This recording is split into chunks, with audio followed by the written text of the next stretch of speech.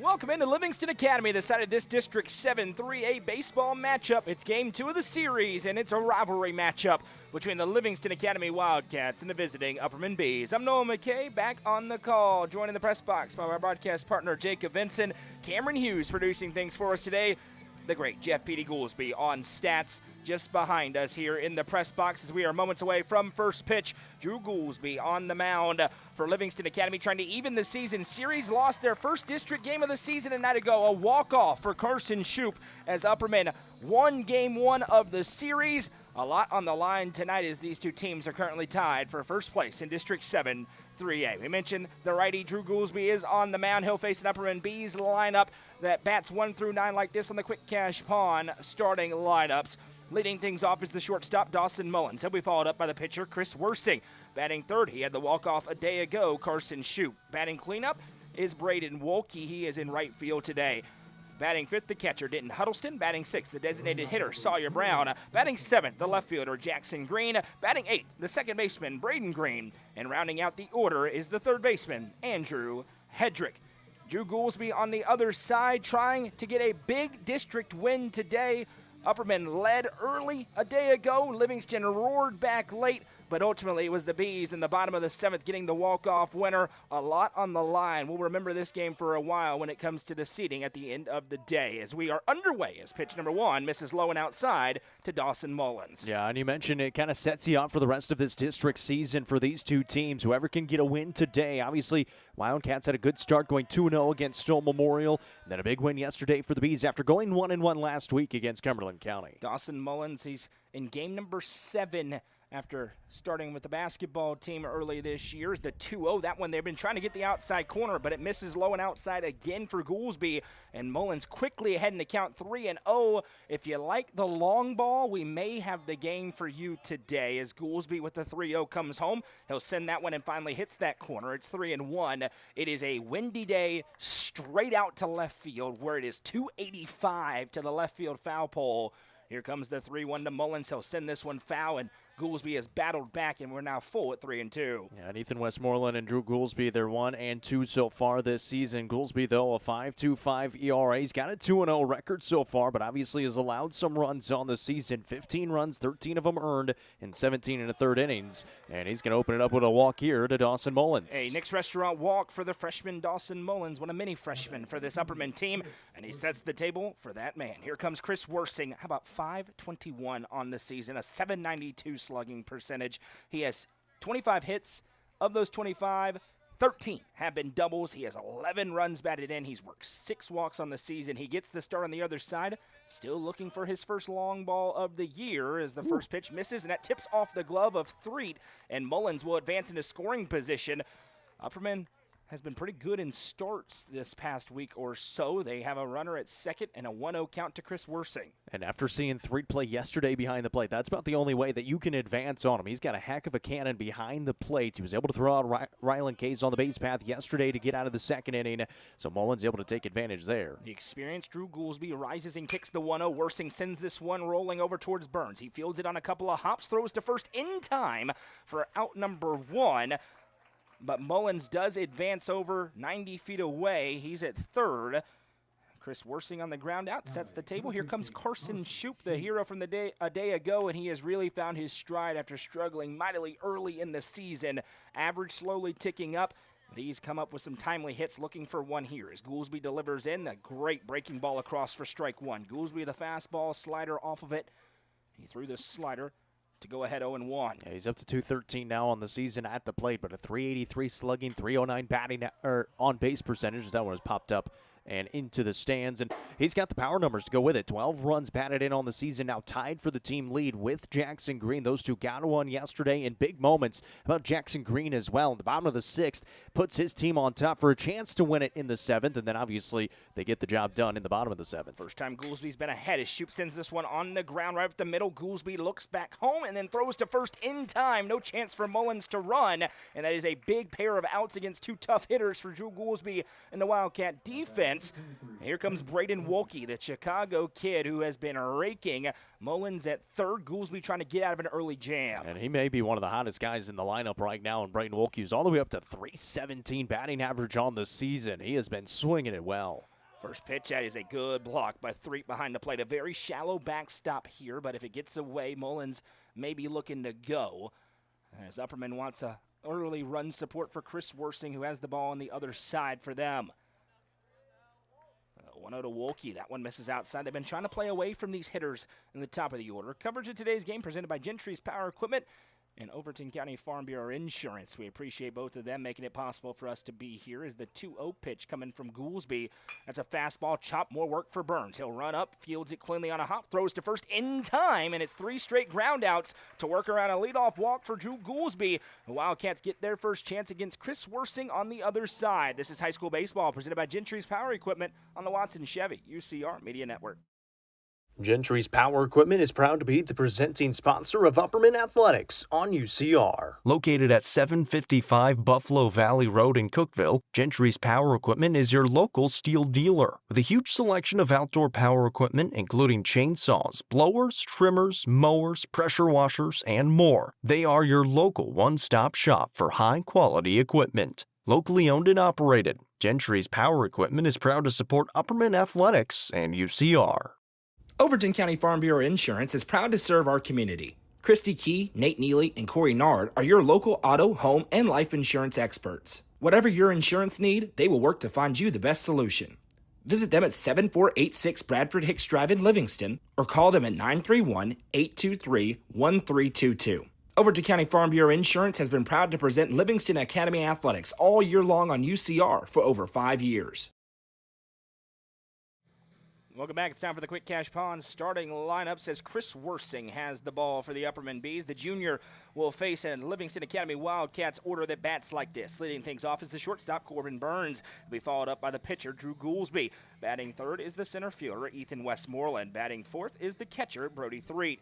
Behind him, the third baseman, Sawyer McBride. Then in first baseman is Ben Threet. Batting seventh is the right fielder, Elijah Taylor. Batting eighth, left fielder Nathan Raines, and the second baseman Brody Walker rounds out the order for Coach Loftus and the Wildcats, who enter at 9-2 on the season, but coming off their first loss in 8 games when they fell against Upperman a day ago. Corbin Burns will step in. Chris Worsing, he got the win yesterday, had 1 inning pitched. His defense failed him and then backed him up in a major way. It was an interesting inning, and it's been an interesting start to the year. It has not been the start that Chris wanted on the mound. He's faced some good teams in the process, but a 4.20 ERA, 1-3 on the season in 5 appearances. This is his 5th start. He has 2 complete games, 13 runs, 12 of them earned, 33 strikeouts to 6 walks for Chris Worsing. The righty brings a fastball in on the hands for called strike 1 to Corbin Burns, and he can rev it up. One of the hardest throwers in the Upper Cumberland on the mound for the Bees. He is their ace. Make no mistake about it, they're looking for him to find his form. The 0-1 pitch, that one is swung on and sent way up into the air into right field, angling over to his left and making the catch for out number 1 is Braden Wolke. And a quick fly out here to bring up Drew Goolsby. Yeah, and Chris Worsing, obviously already 1 loss in district play so far against Cumberland County. Just didn't have the best stuff last week on Tuesday in Crossville, and that's a credit to the Jets as well. Able to force the issue a little bit, sticking long in some of those counts. Worsing wasn't able to get ahead, wasn't able to try and find the strike zone, but an early out here against Burns, who was able to lead off the game with a single yesterday against Jackson Green. Worsing rocks and fires to Goolsby, and he is really dotting up that fastball early on. It's 0-1, and he's batting over 500 on the other side. If Upperman's going to go anywhere this year, they need him to be really, really good on the mound. The 0-1, this one is ripped foul, and it'll quickly be 0-2 here for Drew Goolsby. It's a good thing Coach Loftus had an eye on that. That was right past him. He didn't blink. He's been over there a few times for some hard-hit grounders. We'll tell you about the alignment in the field for the Bees coming up as we're waiting on that baseball to get out. Worsing ahead 0-2 of Goolsby.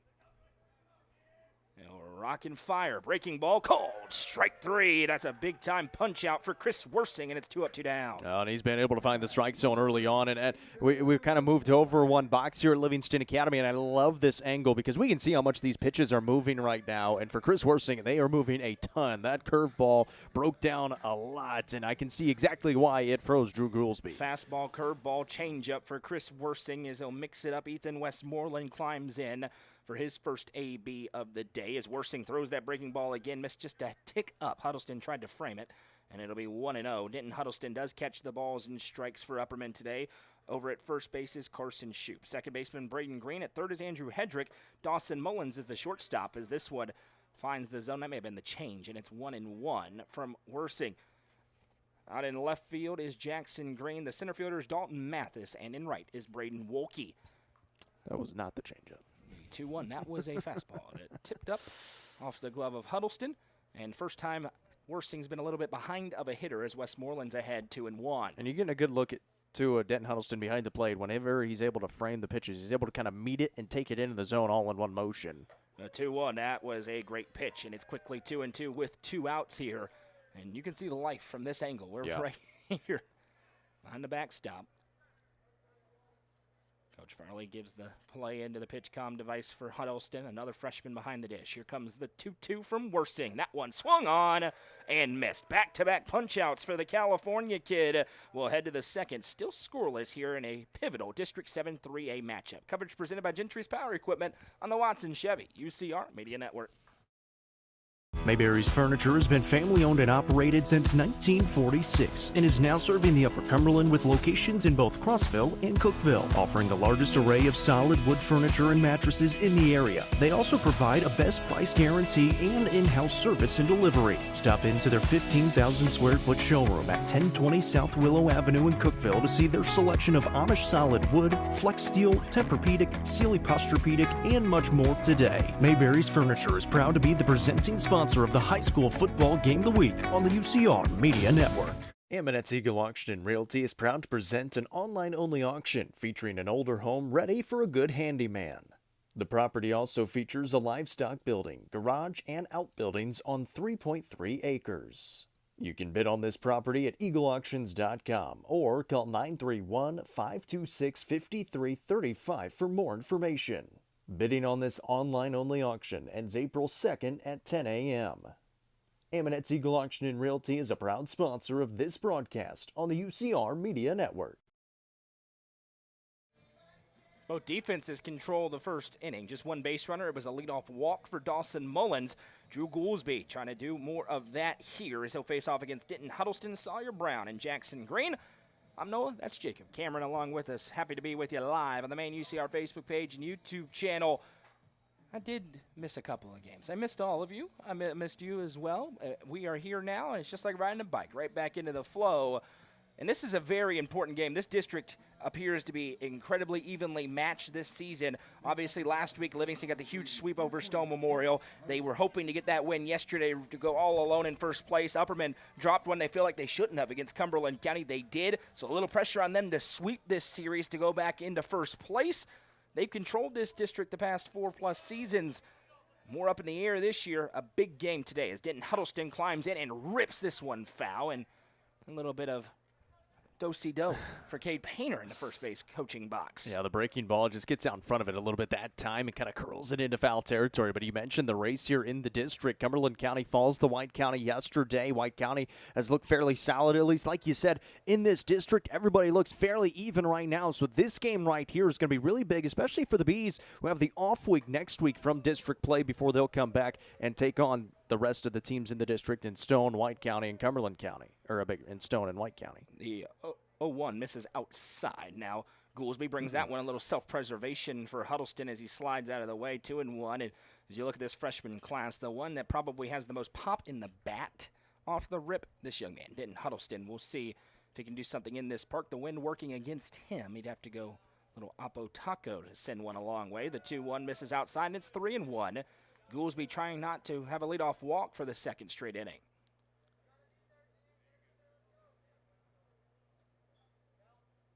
Busy week ahead for these teams as the 3-1 Goolsby to Huddleston as he'll send this one up into the air, into right, playable, angling up and making the catch for out number 1 is Elijah Taylor.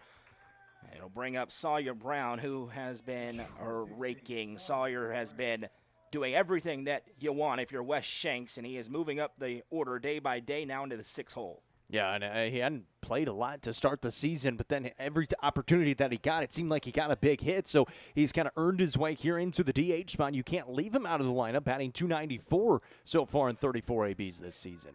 Goolsby tried to bring that breaking ball in first. It dips away, 1-0. We'll tell you about the defensive alignment for the Wildcats coming up momentarily, as time is going to be called here by Brown.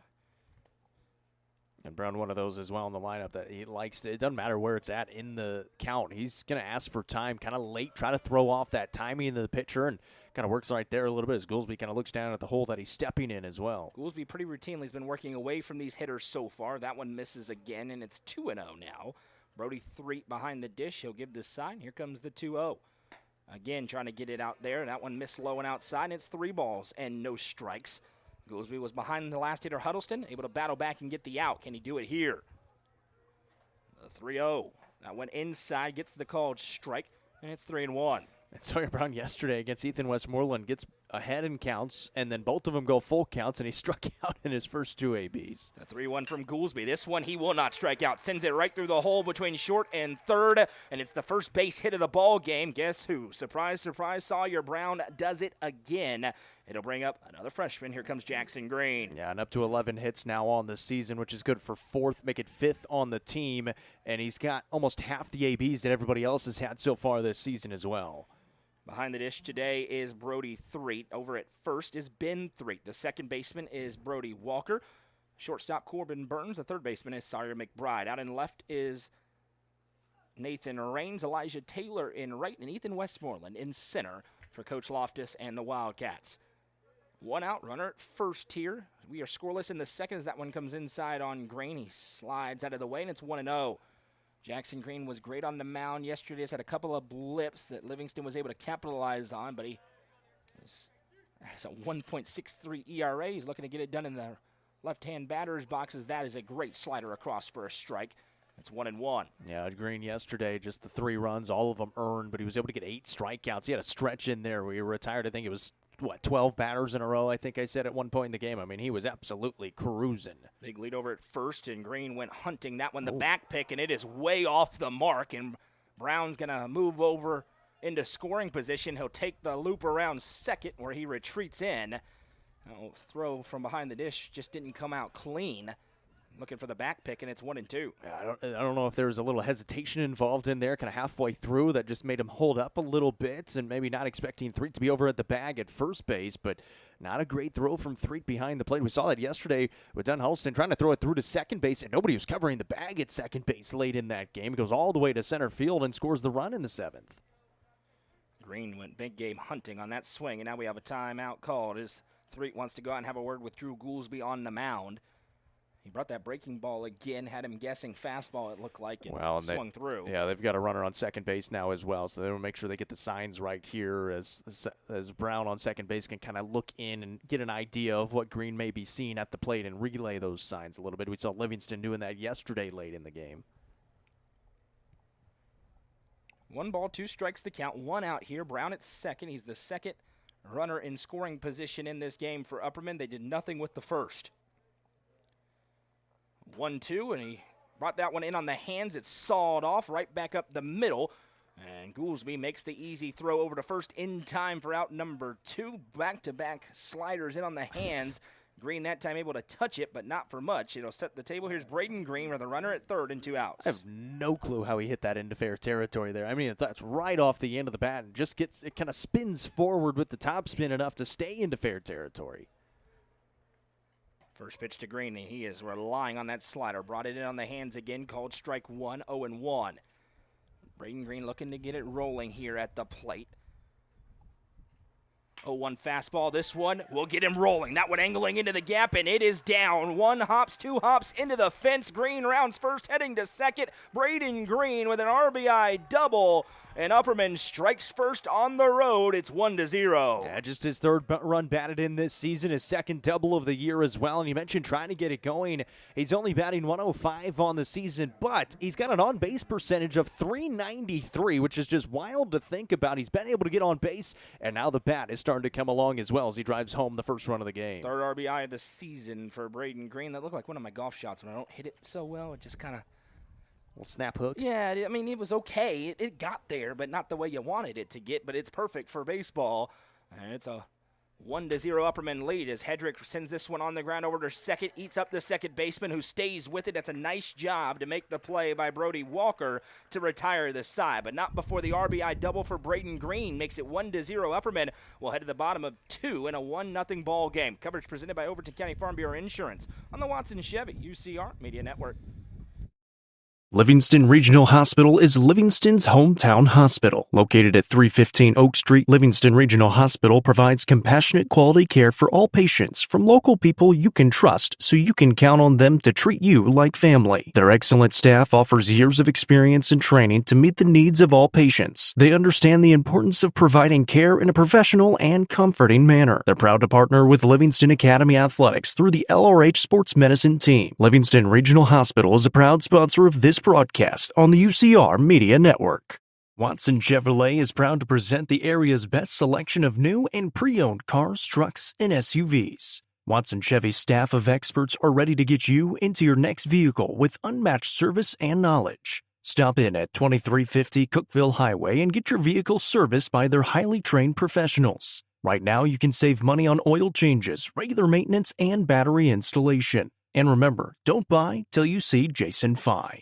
Watson Chevy is proud to be the presenting sponsor of the UCR Media Network. 1-0 Upperman as we head to the bottom of the second. Upperman looking to sweep the series against Livingston. LA trying to even it up and get a big District 7 3A victory. It is 4-5-6 due up for the Wildcats. Brody Threet will get them started against Chris Worsing. Got a fly out against the first batter he faced, then punch out as he worked a very clean bottom of the first. Yeah, and Threet, the best batter in the lineup so far this season by way of numbers, the best power numbers as well. So going to be a tall task here for Worsing. First pitch breaking ball he offered at it, and it's 0-1, a great pitch.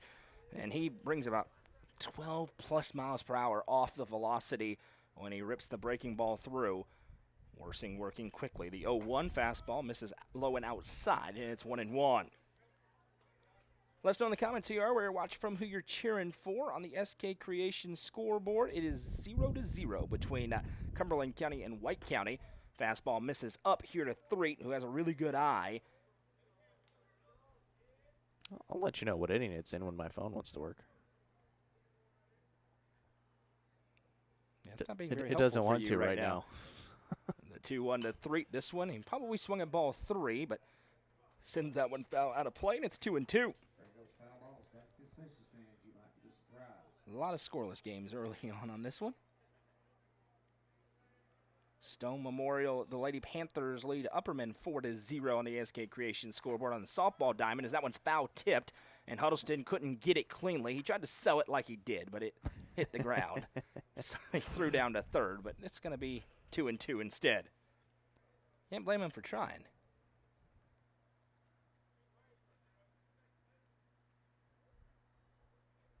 Worsing, the 2-2. Strike 3, and it's 3 straight punch-outs for Chris Worsing, who has the goods early on in this one on the road. It'll bring up Sawyer McBride. And it felt like at some point we were going to get this version of Chris Worsing, which we saw at times last year, where he's just able to mow through these batters. He's able to pound the strike zone and mix up the pitches to where nobody can time him up. Obviously, he's got the velocity with the fastball. I mean, you can see that breaking pitch as well. It works really, really well when he's able to pinpoint it. And Chris Worsing is a guy who started in a state tournament game. He started, obviously, the pivotal Game 3 at Red Bank as he brings the fastball in. He pitched a great game there. He's pitched in big-time games already, and he's their guy this year. He's ahead 0-1 of the count here for Sawyer McBride. And there's the curveball right down Main Street. It's quickly 0-2 again for Worsing. And, yeah, he looks like Chris Worsing so far. It's a 12-6 right there. He rocks takes a little more time. The 0-2. Huddleston maybe a little too much of the frame that time, and it's 1-2. Yeah, good spot, though, for Worsing. You don't want to get it too close to the plate. See if he'll chase after it, and I wouldn't be surprised if he goes right back to it. 1-2. That one a little bit up to McBride, and it's 2-2. And one thing Livingston knows they got to make him work early on, get that pitch count up.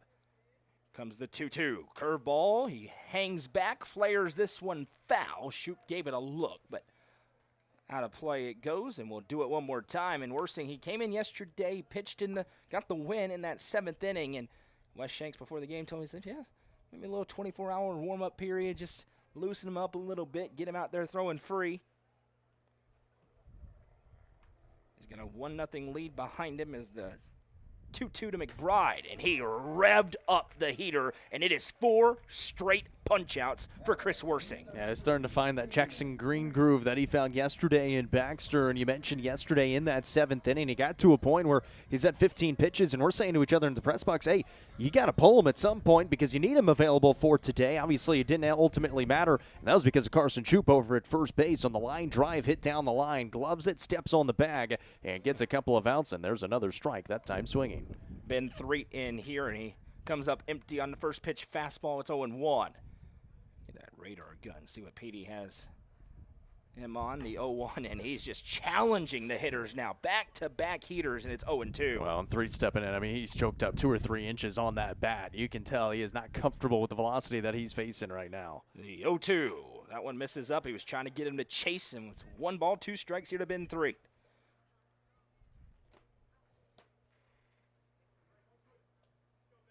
Worsing. The 1-2 to Threet. Curveball called strike 3. Chris Worsing strikes out the side, and it is 5 consecutive punch-outs for the junior. Top of the order due up for the Bees on the other side. Coverage presented by Overton County Farm Bureau Insurance on the Watson Chevy UCR Media Network. At the Quality Family, we believe care isn't just a service, it's a promise. Whether you're bouncing back from surgery, navigating a serious illness, or need essential equipment to stay independent, We provide skilled home health, compassionate hospice, and reliable DME services right where you need them most. At home. covering communities in Kentucky and Tennessee, we're in your corner. The Quality Family. Trusted care right where life happens. Nelson Trophy and Screen Printing is proud to support student athletes and athletic departments throughout the Upper Cumberland. They are also proud to sponsor Nelson Trophy and Screen Printing's Player of the Game on this broadcast. From trophies to t-shirts, they can do it all.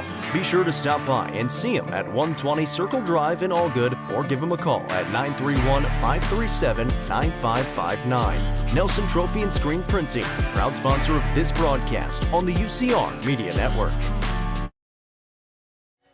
Top of the third here at Livingston Academy. Jacob Vincent, Noah McKay, Cameron Hughes on the call today for UCR. Live on the UCR Facebook page and YouTube channel. Let us know where you're watching from, who you're cheering for. Today's broadcast presented by the Overton County Farm Bureau and Gentry's Power Equipment. Bees on top right now, 1-0. Coming back to the plate in the top of 3. And it is the top of the lineup to up. Dawson Mullins, Chris Worsing, and Carson Shoop. They were able to get one base runner aboard through those 3. Dawson Mullins led it off with the base on balls to lead off the ball game, but he was stranded over at third base on 3 straight ground balls induced by Drew Goolsby on the mound. Obviously, the Bees able to get one run across there in that last inning thanks to Braden Green, who was able to drive home the run for the Bees.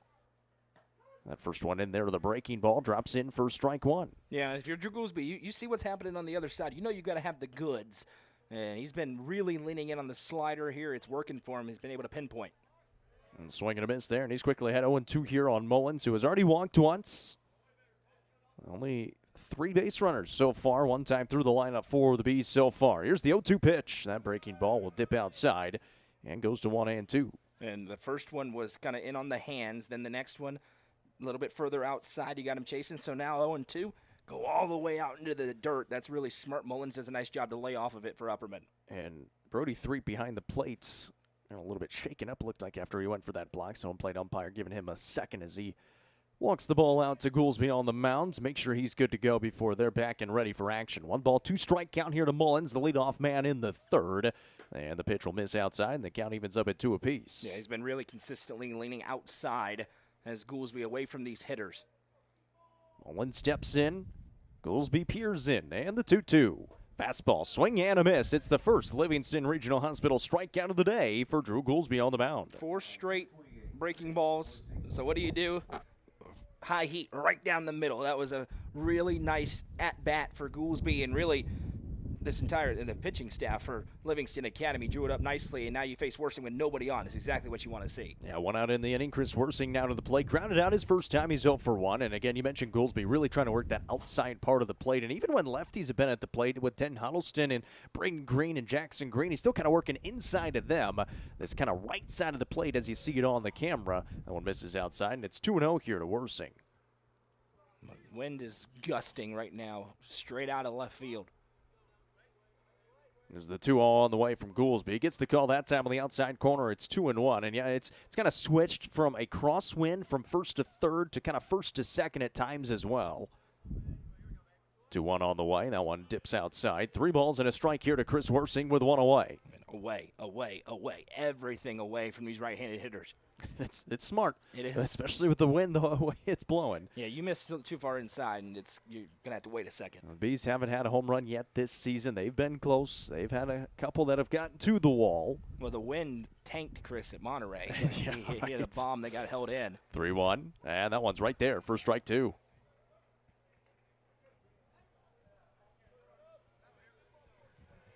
Full count now to Worsing. And the payoff. Swing and a miss. Back-to-back Ks of the Livingston Regional Hospital variety. And there's 2 outs in the inning. Yeah, and both pitchers now going to attack mode and daring these guys to catch up to their fastball. Goolsby popping the mitt with that one. And 2 of the toughest hitters in the lineup. He got them both out. And this would be a big spot for a 1-2-3 inning. Get a little momentum back for Livingston with how well it's going defensively for Upperman so far. Here comes Carson Shoup. He grounded out his first time. He waves at a curveball as well as that one dips outside. Maybe the slider. That looks more like a slider. How about Big Al, Alec Wilson? Yes, sir. Again. He's out at Carson Newman. Prayers to him as well as he begins his rehab. There's the 0-1 outside. 1-1 here. Excited to see whenever he's able to return back out there on the mound for Carson Newman as well. Oh, he'll be back. There's no doubt about Alec Wilson. He'll be back. His father made an appearance with the press box boys yesterday in Baxter. Here's the 1-1. One popped up back towards us. 3 is giving chase, but it is going to go just out of play as it actually hits the brick on the other side of the net. It's about as close as you can get to being out of play, but it was out of play, and it's strike 2 to Carson Shoup. You can always see which spectators have a little athleticism, too, as it comes down. There's not too many There was not a lot of movement. This is the 1-2 from Goolsby. That one misses outside. A little check from Shoup, and it's 2-2. Every pitch in the inning has been away. Yeah. Every one of them. There's just everything's out. It's smart. He's got 2 outs in the inning. And the 2-2 on the way. Outside again. The count runs full for a second straight batter. So it's third batter faced, but he's thrown quite a few pitches here in the 3 batters so far. A 2-2 count to Mullins with a strikeout, a 3-2 count to Worsing with a strikeout, and now another 3-2 count here to Carson Shoup. It's fairly loose, the dirt behind home plate, and I think Threet's getting some of it up in the eyes. Yeah, especially with that wind. It's kind of blowing out towards the field, and as it jumps up, it kind of smacks him in the eyes. Payoff, and that's the second time now that Carson Shoup has been hit right there in the last few ball games as that one runs in. And you mentioned outside pretty much the whole time until that one runs in on Shoup. And I wouldn't be surprised if he finds himself an elbow guard coming up on Thursday for their game against Saudi Daisy, because he's taking a shot on the left side now in the last few ball games, going back to Friday and here today. Well, especially with how it's gone, everything's away. We keep talking about it, and then finally brings one in, and it hits him. Just clipped him. It's you see what they're going for. You try to bring that fastball in on the hands. You've been everything away, looking for a big payoff pitch, and you just lost it by a hair. So it's a 2-out base runner for the Bees. To the plate now, Braden Wolke. That one gets away from Threet, and Shoup will take advantage into second base. And now a runner in scoring position for one of the hottest bats in the lineup right now, Braden Wolke, who is 0 for 1 with a ground out to the left side of the infield. big moment with how well Worsing is thrown. Feels like Livingston needs to keep this one at 1-0 for as long as they can. Upperman has had a propensity to give up a big inning from time to time. Attack of the Wasps up here in the press box. This one swung on in the air to right, and that'll sail out of play. A foul ball, and the count now 1-1 on Braden Walke. If that Wasp comes back in here, you're going to hear a headset hit the ground is what you're going to hear, because I'm You're going to hear out of some here. smacking. Look over on the The right hat- side the of your hats- screen, and you'll see a Silverado pulling out. The hats are off and ready to fly. 1-1 count here to Walke at the plate. Runner at second is Carson Shoup. Goolsby coming set on the mound in the stretch with 2 outs. He delivers home the 1-1. Waved at on the off speed and missed. It's 1-2. That was a big cut for Walke. And again, working that outside part of the plate. Walke even a little bit closer to the plate as well as he's trying to reach that outside half.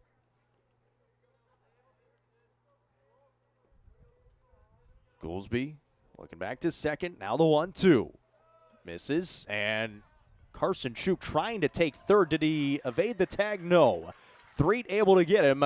And I don't know if Shoup just read that wrong or what, but he is gunned down at third, and that is the end of the inning. So Braden Walke will begin the fourth. You're watching high school baseball presented by the Overton County Farm Bureau on the Watson Chevy UCR Media Network. Sonia Brown is a full-service realtor and is licensed across the state of Tennessee, listing and selling residential and multifamily, land and farms, commercial and industrial properties. Sonia handles the sale from start to closing and beyond. Let her put her 30-plus years of experience to work for you. Sonia Brown with American Way Real Estate has been supporting student-athletes in the Upper Cumberland since 1990. You can reach Sonia Brown at 931-979-7145. Sonia Brown, realtor with American Way Real Estate, is proud to support this broadcast on the UCR Media Network. Are you looking for the best dining experience in the Upper Cumberland? Visit Fire and Vine in Cookeville's historic West Side. Fire and Vine offers great service and a unique menu, including mouth-watering deep dish pizza, delectable beef, chicken, fish, and more. Take in stunning views from the rooftop while enjoying your meal. Come and experience the charm and flavor of Fire and Vine, your new favorite spot for a memorable dining experience. Fire and Vine is a proud sponsor of this broadcast on the UCR Media Network. Now Chris Worsing is back out on the mound. A 1-0 lead for the Upperman Bees as the Wildcats now back to the plate in the bottom of 3. They've gone down in order in the first couple of innings. So 7, 8, 9 due up here in the third. Elijah Taylor, Nathan Raines, and Brody Walker. And how about Chris Worsing so far? He's got 5 strikeouts through 6 batters. Well, 26 pitches, 19 strikes. Yeah.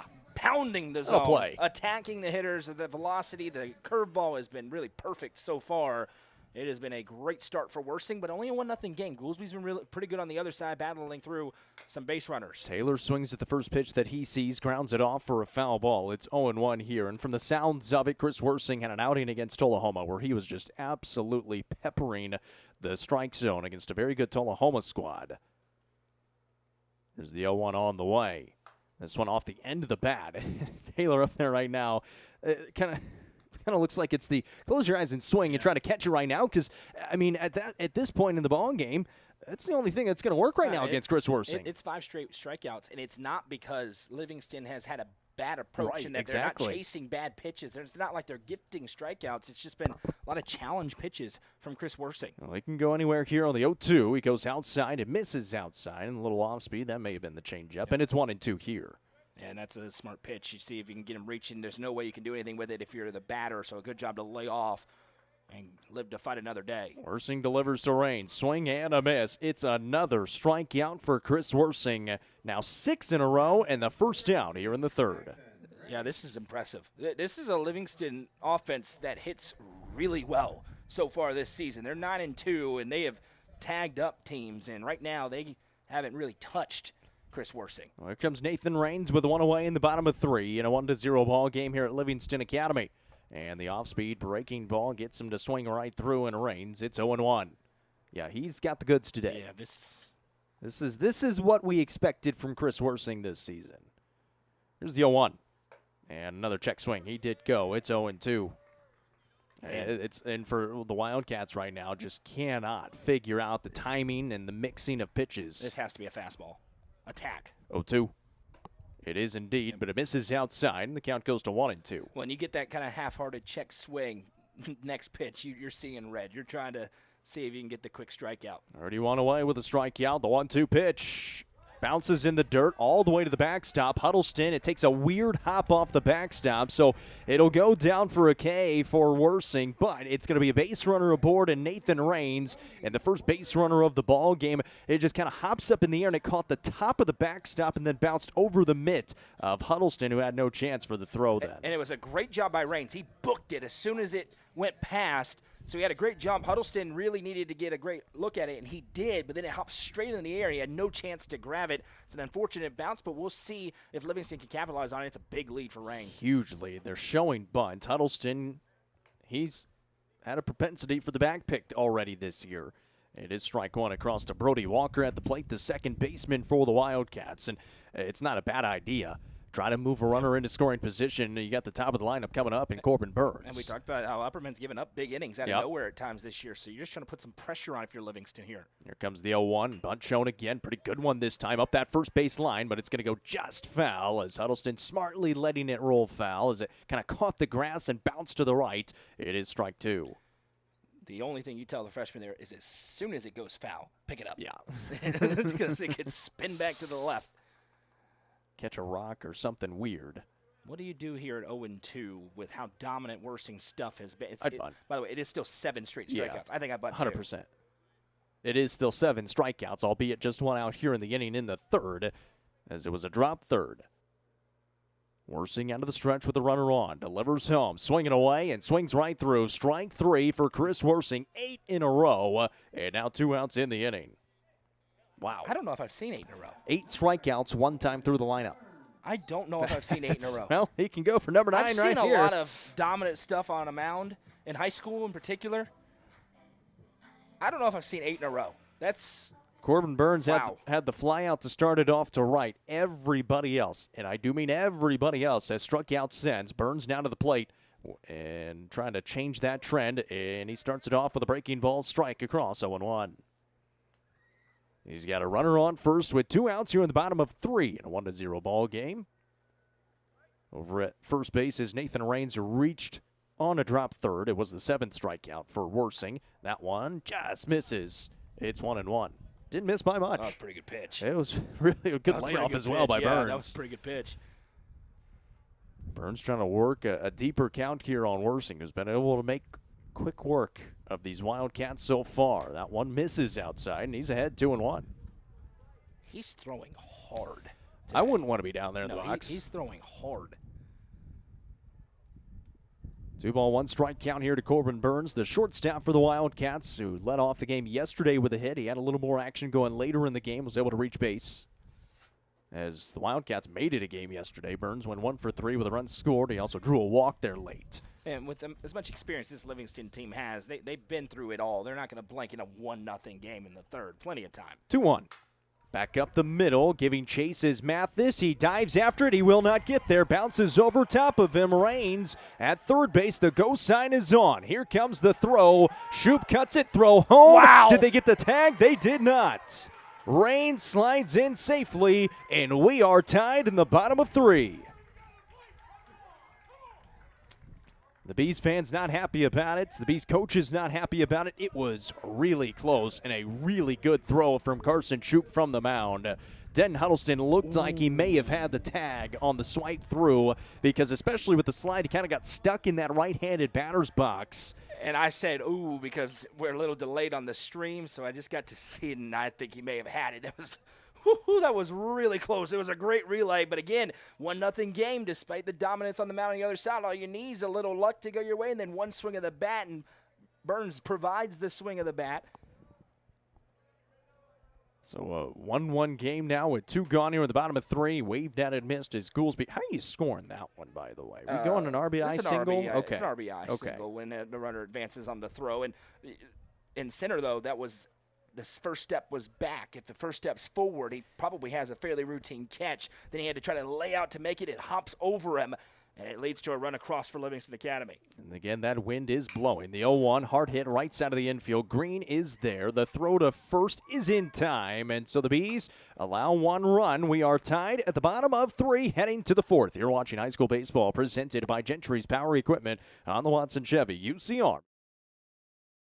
The Crouch team with Highlands Elite Real Estate proudly presents this brand new construction on the Caney Fork River in Sparta. This home sits on 1.6 acres with 190 feet of river frontage and boasts 2,300 square feet of living space with a spacious 2-car garage. Enjoy the river views from your beautiful expanded covered porch. For more information, visit chadandamycrouch.com or call 931-979-1191. The Crouch team with Highlands Elite Real Estate is a proud sponsor of this broadcast on the UCR Media Network. Turf Masters Landscape Management has been serving the Upper Cumberland since 1996. They offer a variety of services, including lawn maintenance, landscape design and installation, landscape lighting, irrigation systems, and more. They also provide snow and ice removal during the cold winter months. For more information, contact Matt Wilson at 931-261-1587 today. Turf Masters Landscape Management is a proud sponsor of this broadcast on the UCR Media Network. So we went back, UCR replay, inconclusive. Yeah, it's incredibly Run close. stands. I will say this. It is much closer than it looked in real time. I thought he was out in real time. The interesting thing about the play is as he slides, he kind of stabs short of the base or of the plate and bounces up, and then the swipe came across. If it was a clean slide, I think he was definitely in safely. And then there's so much dirt that pops up, you can't really tell close either. enough to where whichever team you're a fan of, you're going to say that's the way that it should have gone. It was very close, but the end result, Jacob, 1-1 ball game as we head to the middle frames. Absolutely. A 1-1 ball game now, a brand new ball game, and all because that drop third, and it just took an unfortunate bounce. So he said it pops up in the air, and it hits the top of the backstop right on the corner where the padding and the brick meet, and then it bounces over Huddleston, who was in a good spot to retrieve it, but just could not make a play on it, couldn't expect that bounce. And so Raines comes around to score the first run of the game for the Wildcats on the hit by Corbin Burns, and the RBI single obviously advanced to second base in the process. So now it's back to the Bees here in the top of 4. 5, 6, and 7 due up for them. Denton Huddleston, Sawyer Brown, and Jackson Green. Those three were able to produce the run back in the second inning for the Bees as Goolsby gets the breaking ball across and swung on and missed by, Braden Wolke. He starts the inning off here. Slider away, slider away, slider away. Rinse and repeat for Drew Goolsby right now. Another one, and it's back-to-back swings and misses by Wolke, who was at the plate whenever Carson Troop was thrown out at third base trying to steal a bag. So 4, 5, and 6 due up here in the inning. The 0-2, same pitch, same result. It's another Livingston Regional Hospital strikeout for Drew Goolsby. First out of the inning here in the 4th. Well, and all of a sudden, Drew Goolsby has a little bit of swagger because he's gotten that run back in his pocket. You're not down 1-0 with a guy who's thrown 8 straight strikeouts on the other side, tied up at 1. Little bit of a fortunate bounce. They capitalized on it, though, and we got a brand-new ball game. And if nothing else has been shown, these two teams pretty evenly matched the last 2 days. Then Huddleston watches that one miss inside for ball 1. And again, just it doesn't matter if it's right-handed or left-handed. That right-hand side of the plate, if you're looking at it from our vantage point, has been pounded by Goolsby so far. This one connects with the barrel, flared out to left, and it drops behind Burns at short. And then Huddleston has himself a one-out single. It would have been an unbelievable play on a normal day, but you could see the wind take that and angle it left. And trying to go over the shoulder to catch is very tough. A little blooper for Huddleston. He does the job, and now the hottest hitter in the order will stride in for Upperman. And that American flag out in left center has died down a little bit. Still going in the same direction, kind of out towards left, that left field foul pole, but not quite as strong as it was when we got here. So runner on first now with one out. Here comes Sawyer Brown, already 1 for 1 with a single. He came around to score the only run of the game so far for the Bees. Goolsby's first pitch. A little upstairs. That one going to get away from 3 at first base, and a good backup there out in right field for the Wildcats, and Taylor got to it quickly to not allow the advancing to the base there for Denton Huddleston. It's Rylan Case over there yeah. who's running for the catcher. And I'm not sure Case realized that got behind him. If he did, he probably takes off, and it would have been an interesting play at second. So Goolsby with a 1-0 count here at the plate to Sawyer Brown, and a runner on first in Case. And that one's across for strike 1, 1-1. These Bees, you mentioned a very busy week for them. They'll be on the road Thursday, 4:15 Central Time start time at Sweetwater against Saudi Daisy, part of the Tri-Counties Classic there at Sweetwater. They'll then come back to Smith County and Carthage for a game. That'll be our high school baseball game of the week presented by Mayberry's Furniture coming up on Friday in Carthage. And then back to Sweetwater Saturday morning at 10 a.m. and 12:30 for a couple of games against Lenoir City and Boyd Buchanan. That one pops out of the mitt, but it stays in front of Threet as he trying to frame it. We've seen that a couple of times now from Threet, but he able to keep it in front that time. The count goes to 2-1. And right now, Goolsby at 60 pitches, 32 of them have been strikes. He has not gone more than 70 pitches in an outing this year, so we'll be interested to see how Coach Loftus approaches this. Swing and a miss there. He's able to get the second strike of the batter at 2-2 now to Brown. And you mentioned that pitch count and then how many strikes he's thrown. He's only walked one batter. He's been able to kind of work around it so far. I mean, I would not anticipate a move elsewhere, but it will be longer than any outing he's had so far this year. Check to first here. Pretty good check, but Case is back in safely as he had an eye on it. Goolsby will step back on with a 2-2 count to Brown as he'll call for time. Looking up at the first base dugout, the light pole over there, we were talking about the bird's nest. I'm not quite sure what the bird is.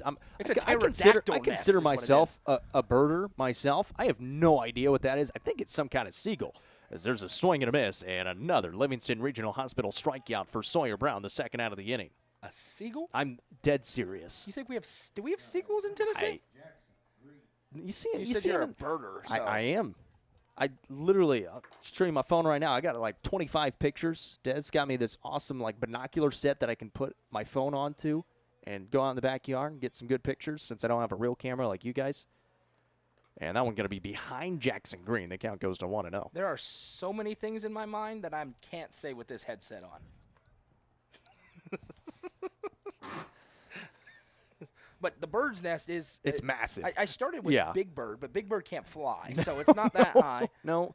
I'm going with something out of Jurassic Park. I mean, it is gigantic. Pterodactyl. It's pretty big, Pterodactyl nest, seriously. Yeah. Here's the 1-0. And that one fouled back 1-1. It's the middle innings now, so we've kind of hit the part where it goes off the rails a little bit. Seagulls are common in Tennessee. There you go. Thank you, Cameron Hughes. That's why he gets paid the big bucks. Okay. See, I love this setup here because it's similar to a radio-style broadcast for the MLB where you've got the stat guy off or it doesn't have a headset but still input in the game. Well, yes. It's Cameron now for us. What Cameron allows us to do is lose focus, so it's dangerous more than anything else. It's a really good ball game going on, too. 1-1 count here with 2 away. Goolsby delivers. Swing and a miss, and he's ahead 1-2. He's got 2 strikeouts here in the end. He's actually got 4 in the last 2 combined. I know this much. I listened to the Kansas City Royals play-by-play guy yesterday. Not good? Buddy, we are major league, no matter how distracted we get. Well, you're also spoiled with Ben Ingram. Correct. He's awesome. There's the 1-2 on the way from Goolsby. That one ripped down the line, but got to be a foul ball as Green was way out in front. But I'm a big fan of Tommy Thrall with the Reds as well and the Cowboy. The Cowboy. Oh, yeah. Oh, yeah, baby. Jeff Brantley. And you listen to a broadcast, he sounds like a cowboy. Here's the 1-2. Right side of the infield. Walker is there. He gloves. The throw to first is in time. And the Wildcats able to work around the base runner there on the single by Denton Huddleston. 1-1 as we head to the bottom of 4. You're watching high school baseball presented by the Overton County Farm Bureau on the Watson Chevy UCR Media Network. Looking for weekend lunch and dinner plans? Since 1971, Nick's Restaurant has been locally owned and operated. From mouth-watering prime rib to delectable ice cream pie, Nick's has it all. Their cozy atmosphere and great service will make you feel right at home. Plus, their banquet space is perfect for any event. Visit them at 895 South Jefferson Avenue or online at nickscookville.com. Nick's Restaurant is a proud sponsor of this broadcast on the UCR Media Network. Tee-Up is the Upper Cumberland's best indoor golfing experience. With 3 state-of-the-art golf simulators, you can work on some of the world's best courses, all in the comfort of their climate-controlled facility. Want to know where you can improve? See everything from club speed to spin rate in seconds. They also have plenty of other games to enjoy time with friends. Conveniently located at 141 4th Street in Baxter. Stop in. Visit them online at teeupgolfclub.com or call them at 931-559-GOLF to reserve your simulator today. Tee-Up is proud to support this broadcast on the UCR Media Network. Back here at Livingston Academy, Pat Swallows Field in Livingston. I'm Jacob Vincent. Noah McKay. Cameron Hughes is on camera today. Noah's back on a headset. It's been a little while. Been over a week. It was the longest I had been without calling a game since the year started. You feeling okay? Like $1 million. I just hope my voice can survive. You know, it's under a lot of strain. So the Wildcats coming back to the plate here. Haven't had too many base runners, but got a couple aboard there in the third and able to plate the run as Nathan Raines reached on a drop third, came around to score on the RBI single by Corbin Burns. And we're all knotted up at 1 here. It's 3, 4, and 5 due up in the bottom of the fourth for the Wildcats. Ethan Westmoreland leads it off, followed by Brody Threet and Sawyer McBride. Chris Wersing has been incredible, and he continues that with a breaking ball across for strike one to Westmoreland. To be fair, I've called enough games in the last 8 months to last for most a long play-by-play time, guys in their yeah. career. Yeah, it's been a lot. Here's the 0-1. No one misses outside. The count now 1-1 on Westmoreland. The center fielder today pitched yesterday and did a fairly good job. Obviously, he was behind 3-0, or 3-0, I should say, to the Bees. There's the 1-1. This one in the air. Tough play. Right field. The wind's gonna catch it, send it back towards the infield, shoot over to it, and he's got it for out number 1. But Westmoreland able to kind of stick in it. Obviously, offense got out there as well to help him out, and it turned into a really good game yesterday. And this one's shaping up to be a good game as well. It's a different style of game, but both these pitchers dialed in. Goolsby at 67 pitches, Wersing at just 45 right now, so he is setting himself up to go a complete game. One away here in the bottom of 4. Brody Threet at the plate for the second time. That was really close to catching him, and that really wouldn't have felt good. It's 1-0. Struck out his first time. He was a part of the 8 strikeouts in a row for Chris Wersing. He's got 8 strikeouts today. 1-0. That's really impressive by Brody Threet to not step out of the way of that one, because it sure looked like that one was coming more inside as the breaking ball just misses for ball 2. Yeah, that also was a strike. Head tap. There's a strike. That is my favorite addition ever. Oh, and these people complain about ABS? Can cry about it. CB Buckner, when you've got time to CB retire, Buckner buddy. behind the plate. Yeah, he deserved that. He got embarrassed last Here's week. the 2-1. That one hit out to right, and that is down for a base hit. Brody Threet sends it into right field to it quickly as Wolke gets it in quickly and able to hold it to a single. But it is a single for Brody Threet, no one-out base runner. Great piece of hitting by Brody Threet. Just flick it over into right field, put a little pressure on. It's Livingston trying to take their first lead. It's also a really good job by Braden Wolke. Yeah. He got a great jump on that. Fielded it on a hop, turns, gets it back in. If that hops on him at all, it ends up with a runner in scoring position. He did a really nice job in right to stay with that. So Sawyer McBride now steps to the plate. The third baseman 0 for 1 with a strikeout. He's got a runner on first base with 1 away here in the bottom of 4 in a 1-1 ball game in a 7-3A battle. Wersing breaking ball misses upstairs. And it's 1-0. And you mentioned how pivotal this matchup is between the Wildcats and the Bees. If you win this one, you take first place alone in the district and really set yourself up nicely going into the rest of the season. Obviously, White County has played less games at 1-0 after their win over Cumberland County. This one hit hard out to right. That one down for another base hit. Bounces in front of Mathis, onto it quickly. Through second, up to third is Threet. And there's runners on the corners for the Wildcats with 1 away in the bottom of 4. Yeah, back-to-back really nice hits for Livingston Academy. And they seem like they've just taken a breath a little bit. They were guessing on a lot of stuff first time through as part of that strikeout streak. Some uncompetitive swings. They have been a lot more balanced, I would say, in the batter's box here, and they're being rewarded with base hits. This is a pivotal moment in this matchup here. So now it's Ben Threet that will come to the plate after back-to-back singles allowed by Chris Wersing, and we'll have the first visit to the mound from Coach Farley as well for the Bees. With Chris Wersing and the rest of the infield, this is a big opportunity here for the Wildcats. They want to cash in with runners at first and third and 1 out. Same thing for the Bees. They don't want to allow any more runs to come across and kind of qualm this threat early on. Check the SK Creation scoreboard. Middle of the third, White County leading Cumberland County 3-0. They got to win. I don't know what I just did. Yeah, I threw my phone down, and it just absolutely destroyed the audio in our EMP headset. attack on the entire broadcast. They got to win yesterday against North the Koreans Jets. are here. 7-5 yesterday was the score, by the way.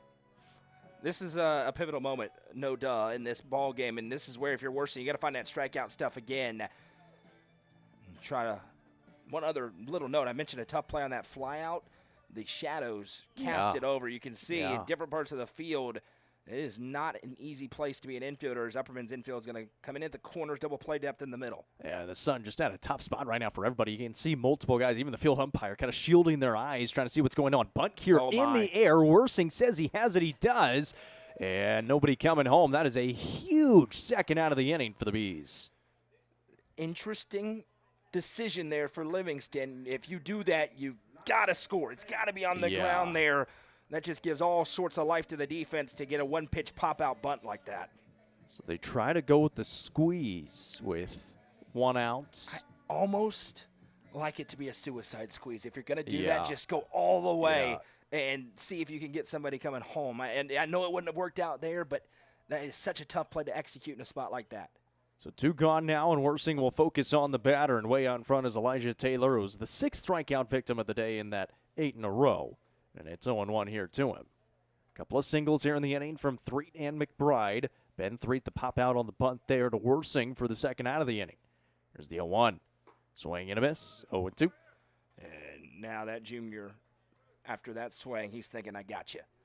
This is a huge pitch, biggest pitch of the game upcoming here. Worsing trying to step on and make a big one in a 1-1 tie with 2 away in the bottom of 4. The 0-2. Breaking ball swings right through. A big strikeout for Chris Worsing, and we remain tied through 4. You're watching high school baseball presented by Gentry's Power Equipment on the Watson Chevy UCR Media Network.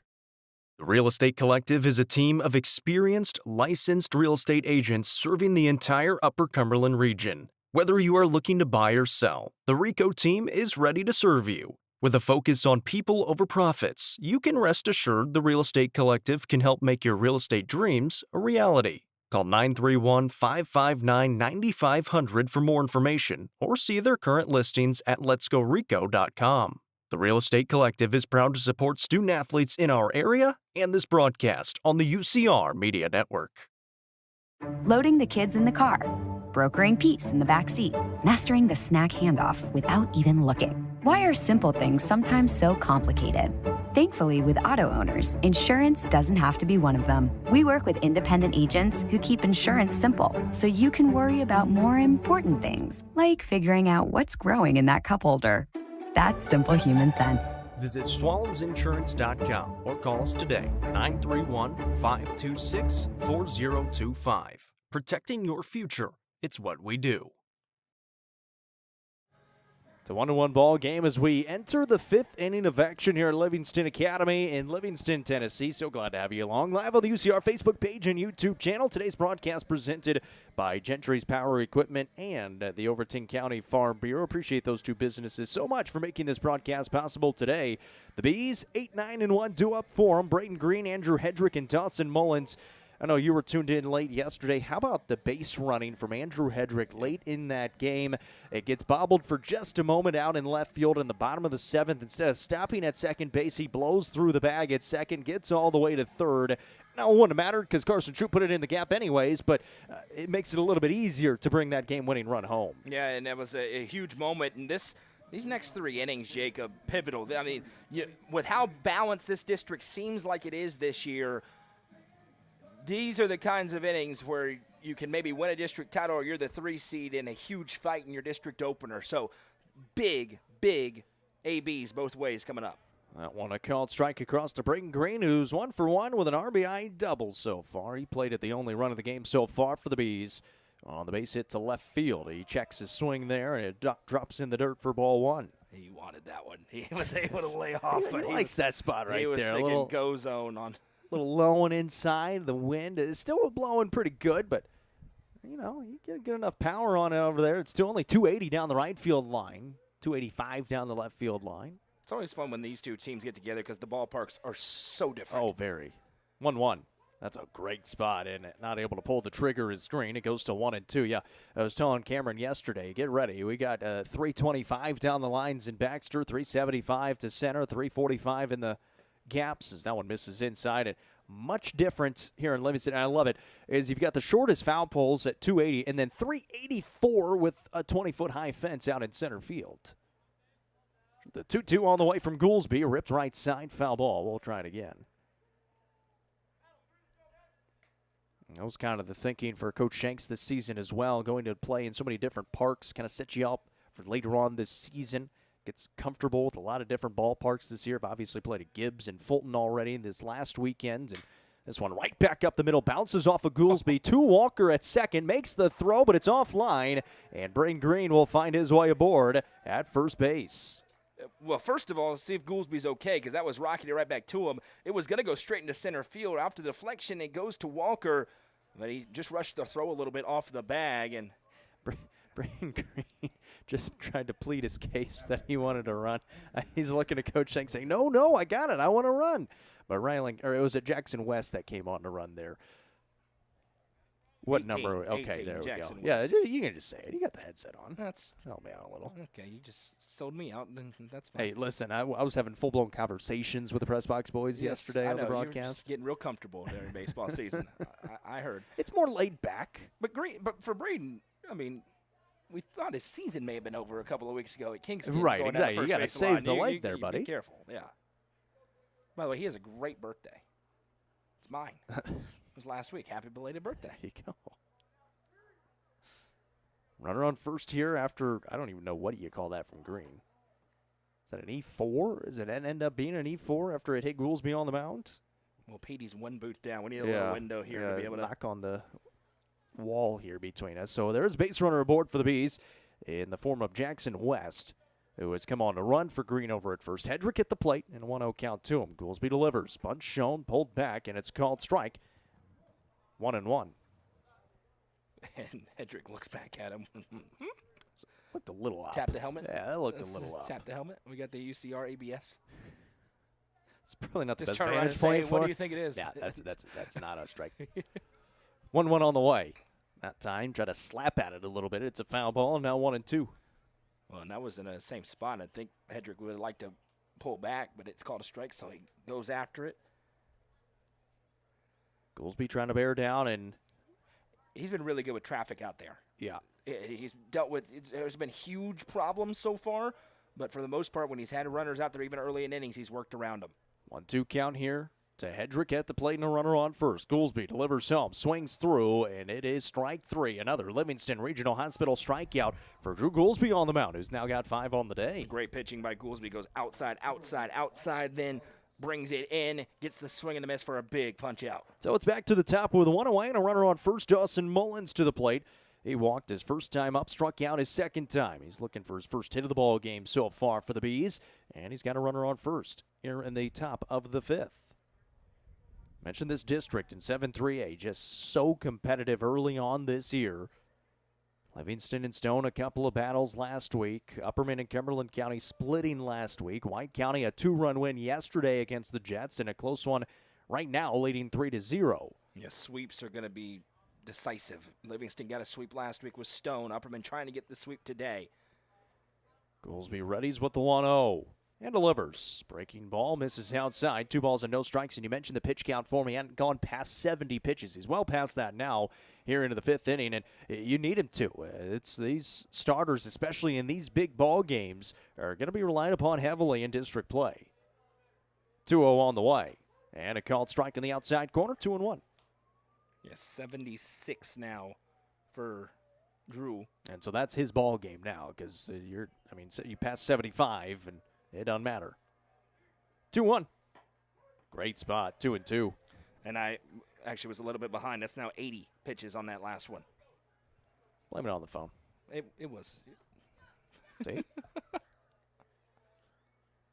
2-2 pitch. Swing and a miss. Another Livingston Regional Hospital strikeout for Drew Goolsby, and there's 2 away. He's got 6. So Chris Worsing will step to the plate with a runner on first and 2 gone. In the top of 5, it's going to get late in a hurry here at Livingston. And this is an important moment because Chris Worsing not guaranteed another at-bat if you're Upperman. So see if he can cash in, or if Drew Goolsby can try to see maybe the lower part of the lineup in a decisive 7th frame. Worsing batting .521 on the season. That's actually dipped down a little bit. He's 0 for 2 today with a ground out and a strikeout. That one misses outside, 1-0. Yeah, when's the last time he went 0 for 3? I don't remember. It's been a long time. It's not very often. Yesterday, he reached base a couple of times by fielder's choice and then struck out. Then he got a single in his final plate appearance. 1-0 on the way. This one hard hit up the middle, but right there is Burns. He'll glove it and step on the bag by himself. So another fielder's choice, and it ends the inning here in the top of the 5th. It's 1-1. Wildcats back to the plate in the bottom of the 5th. You're watching high school baseball presented by the Overton County Farm Bureau on the Watson Chevy UCR Media Network. Gentry's Power Equipment is proud to be the presenting sponsor of Upperman Athletics on UCR. Located at 755 Buffalo Valley Road in Cookeville, Gentry's Power Equipment is your local steel dealer. With a huge selection of outdoor power equipment, including chainsaws, blowers, trimmers, mowers, pressure washers, and more. They are your local one-stop shop for high-quality equipment. Locally owned and operated, Gentry's Power Equipment is proud to support Upperman Athletics and UCR. Overton County Farm Bureau Insurance is proud to serve our community. Christy Key, Nate Neely, and Corey Nard are your local auto, home, and life insurance experts. Whatever your insurance need, they will work to find you the best solution. Visit them at 7486 Bradford Hicks Drive in Livingston or call them at 931-823-1322. Overton County Farm Bureau Insurance has been proud to present Livingston Academy Athletics all year long on UCR for over 5 years. Back here at Livingston Academy, bottom of the 5th, and the Wildcats back to the plate here in the bottom of 5. 1-1 ball game. A 9-1 due-up. Nathan Raines, Brody Walker, and Corbin Burns here in the 5th inning of action against Chris Worsing on the mound. Oh, both pitchers have been really solid early on. Have only allowed the 1 runs apiece so far. Chris Worsing has done a little bit differently. He's got the strikeout numbers, 9 of them through 4 innings of action so far. Has allowed a couple of base hits in these last couple of innings, but now facing 8-9-1 in the lineup for the Wildcats. And similar situation, it started one further down in the order for Upperman in the top half, but you're not guaranteed 2 more ABs for your big bats if you're Livingston Academy. So can they get the table set and cash in and get out of here with a hard-fought victory? It's could be a race to 2 with how it's gone so far. A great game yesterday, albeit it was because of not so great defense yesterday between the two sides. Ton of errors in the ball game yesterday, but it ultimately was a really fun ball game. In the end of it, a walk-off winner for the Bees, and there is quickly ahead 0-2 for Chris Worsing as he pumps that fastball across for strike 2. Yeah, in the lower half of the order, he has just gone right after with these attack fastballs. 0-2 on the way, and waved out and missed. Another drop third, and nope, I was just going to say he was able to make the clean catch. So it's strikeout number 10 for Chris Worsing. And this is by far the best Worsing has looked so far. This is what we expected to see out of him all season, and got the win yesterday. He's going to need his offense to wake up if he wants a win today, but he's given his team a chance. Brody Walker now to the plate, the second baseman. That one is fouled off. It's strike 1, and he's getting up into those Alec Wilson, Eli Huddleston numbers for strikeouts in a ball game, with 10 of them through 4 1/3 so far. They'll be out there for the remainder of this game as well, as that one is a called strike, and it's 0-2. Well, he's at 61 pitches. Yeah. And 46 have been strikes. Cruising. 0-2 pitch. That one misses upstairs. And a lot of the balls have been like that. Yeah. Ahead 0-2. In good spots. Yeah, you don't want to put it too close. Trying to get the chase. And the 1-2. Hit back up the middle. Charging onto it, Mullins. Gloves clean. Throw to first in time. And the 6-3 put out for the second out of the inning. A little velo on that throw out of Dawson Mullins. Loaded up and made a good, accurate throw. And if you're Livingston, though, put it in play. Give yourselves a chance, especially with how many errors were on the field a day ago. Lineup flips over. A big spot here for Corbin Burns. Yeah, Mullins, the freshman at short, has been really solid this season, albeit obviously had a big error yesterday. Ultimately didn't matter as the Bees were able to get the win in that 7th inning, but he has been solid in his first season at the varsity level as Corbin Burns steps in for his 3rd plate appearance. That one dips outside for ball 1 to Burns, who flew out to right his first time up. He drove in a run in the 3rd, the only run of the game so far for the Wildcats. Here's the 1-0. That one also outside, 2 balls and no strikes. So Stone Memorial not in action. District play today. White County and Cumberland County, the other one on the SK Creation scoreboard. We'll get an update on that coming up in a little bit, as that one is across for strike 1. 2-1 here to Burns. That was 3-0 in the middle of the 3rd. White County led it. 2-1 pitch on the way from Worsing. Fastball, called strike 2. White County, kind of similarly to this Upperman team, a pretty good schedule on the year. And now tied up at 3 apiece as the Jets have gotten back into it. And time is asked for by Burns. He'll step out and take a swing. 3-3 in the bottom of the third. So getting all 3 of those runs back in that 3rd inning for the Jets. Here is the 2-2 pitch. Breaking ball swings right through. Strikeout number 11 through 5 innings of work for Chris Worsing. And we head to the 6th. You're watching high school baseball presented by Gentry's Power Equipment on the Watson Chevy UCR Media Network. Mayberry's Furniture has been family-owned and operated since 1946 and is now serving the Upper Cumberland with locations in both Crossville and Cookeville, offering the largest array of solid wood furniture and mattresses in the area. They also provide a best price guarantee and in-house service and delivery. Stop into their 15,000 square foot showroom at 1020 South Willow Avenue in Cookeville to see their selection of Amish solid wood, flex steel, Tempur-Pedic, Sealy Posturepedic, and much more today. Mayberry's Furniture is proud to be the presenting sponsor of the high school football game of the week on the UCR Media Network. Ammonette's Eagle Auction and Realty is proud to present an online-only auction featuring an older home ready for a good handyman. The property also features a livestock building, garage, and outbuildings on 3.3 acres. You can bid on this property at eagleauctions.com or call 931-526-5335 for more information. Bidding on this online-only auction ends April 2nd at 10 a.m. Ammonette's Eagle Auction and Realty is a proud sponsor of this broadcast on the UCR Media Network. It's getting late in a hurry at Livingston Academy. 1-1 as we head to the top of the 6th inning. Carson Shoup, Braden Wolke, Denton Huddleston due up against Drew Goolsby. Back out to work in inning number 6 for a Wildcats team trying to split the season series. Upperman looking for a pivotal sweep here in District 7 3A.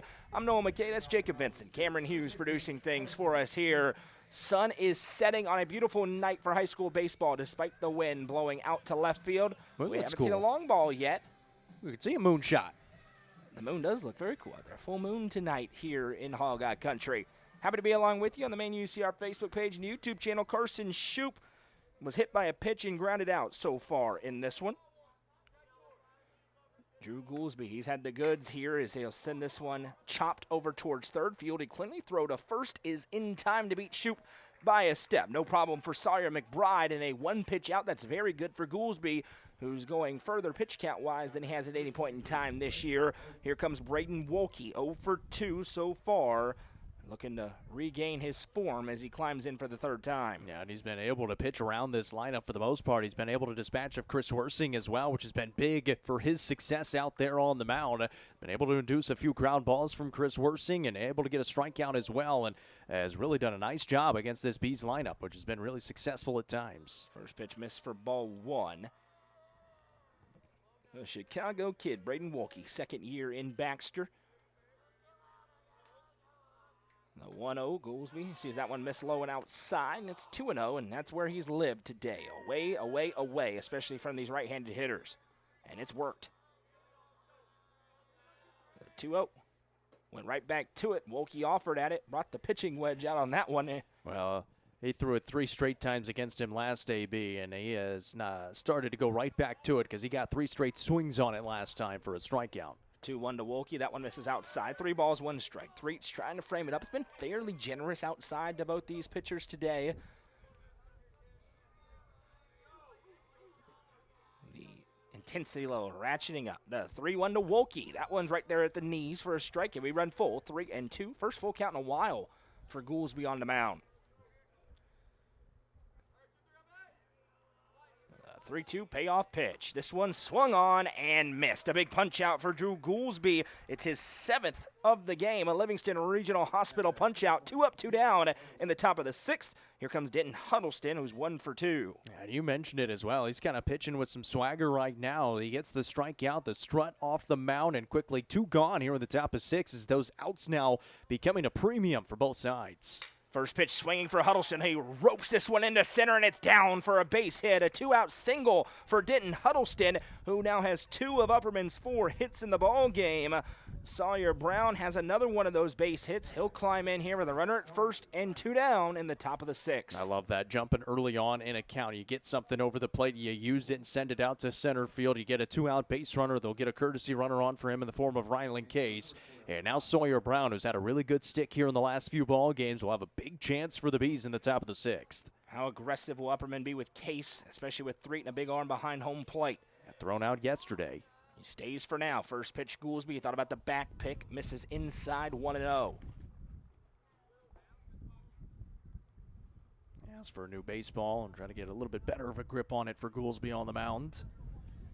And the pitch counts will be closely monitored. Worsing in absolutely no trouble at all at this point. Goolsby much higher, but still not against that 120 mark. That's a concern. He is at 92. Fastball right down Main Street, and it's 1-1. That wind just continues to shift. It's now coming in from that right field foul pole, almost going towards the third base dugout.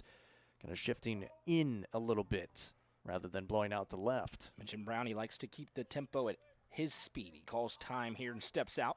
1 ball, 1 strike. Runner at first is Case. He's out there for Huddleston. 1-1. That one waved at and missed. 1-2. Goolsby, if he can get this out, he'd face 7, 8, and 9 in the top of the 7th. Obviously, somebody's going to have to score to win this game. We're all tied up at 1. Huge lead for Case. The 1-2. This one is roped into left. Back-to-back base hits for the Bees. And danger brewing here in the 6th. Runners at first and second. And another freshman. Here's Jackson Green. 0 for 2 with a couple of ground outs, trying to take the lead. He took the lead in the 6th a day ago. Trying to do that again here in Game 2 of the series. Sorry, I was chuckling. I looked over to my right. There was a kid trying to Buffalo Bill a table on the entrance right now. I mean, he's just sending himself into – he's trying to jump through the table. It's hilarious, like Bill's Mafia. But, yeah, an absolutely huge opportunity here for the Bees is Jackson Green down to the plate. He had a huge hit yesterday late in the game in the bottom of the 6th. After giving up the lead, he gave up the 3 runs in the top of the 6th, but he comes to the plate in the bottom of the 6th and rips an RBI and able to drive home the run to make it 4-3 and give his team an opportunity to win it in the 7th. He's got an opportunity here now in the top of the 6th on the road in a big district matchup with 2 gone in the inning and a runner on second base with a good amount of speed in Ryland Case. Coach Loftus goes out to have a word with his infield. 95 pitches for Drew Goolsby in a huge District 7 3A matchup. He has 2 outs, top of the 6th, tied up at 1. It's runners at first and second, and Jackson Green. Mentioned 0 for 2, a couple of ground outs so far. Back-to-back singles for Upperman have applied pressure with 2 down. I've only seen the 1 double so far from Braden Green. Haven't seen too much power yet today from either of these sides. Huge moment for Goolsby as he glances back, comes in. Fastball misses low, 1-0. Again, working deep into this outing now. 2 on, 2 out for the Bees. 1-0 to Green. He'll chop this one foul, and it's barehanded by Braden Green over there. It's a smooth-looking play for Braden. Just a bare hand with the left. Jackson climbs back in. All knotted up at 1 here. Baseball under the lights. 1-1. That one misses in. 2-1. Now that's where these Bees got to take advantage and try to work some of these counts. Goolsby has not thrown a ton of strikes yet today, but he's only walked 1 batter. He's been able to work around it for the most part and get some swings. And now time going to be called by Jackson Green. 97 pitches. Of those 57 strikes, 41 balls, I should say now, as it's 98 pitches for Goolsby. 2-1 to Green. That one misses in. A little self-preservation. 3 balls, 1 strike. And if you were to lose him, what would Coach Loftus do? Obviously, burn Westmoreland yesterday, going all 7 of those innings. 3-1 to Jackson Green. He's looking for 1 spot. Huge lead at second, and time called again by Green. I think that's a smart time call as well, because Burns was kind of creeping in behind Case there at second base, and Goolsby had his eye on him the whole time. Goolsby knows he needs his best pitch, the 3-1. That one misses low and inside, ball 4. A Nick's Restaurant walk, and the bases are loaded for Braden Green, who has reached twice. He has an RBI double. He's reached on an error. The bases are loaded. This is a pivotal moment in a District 7 3A matchup, and another runner. Dalton Mathis. Dalton Mathis is going to come on and run here for the Bees.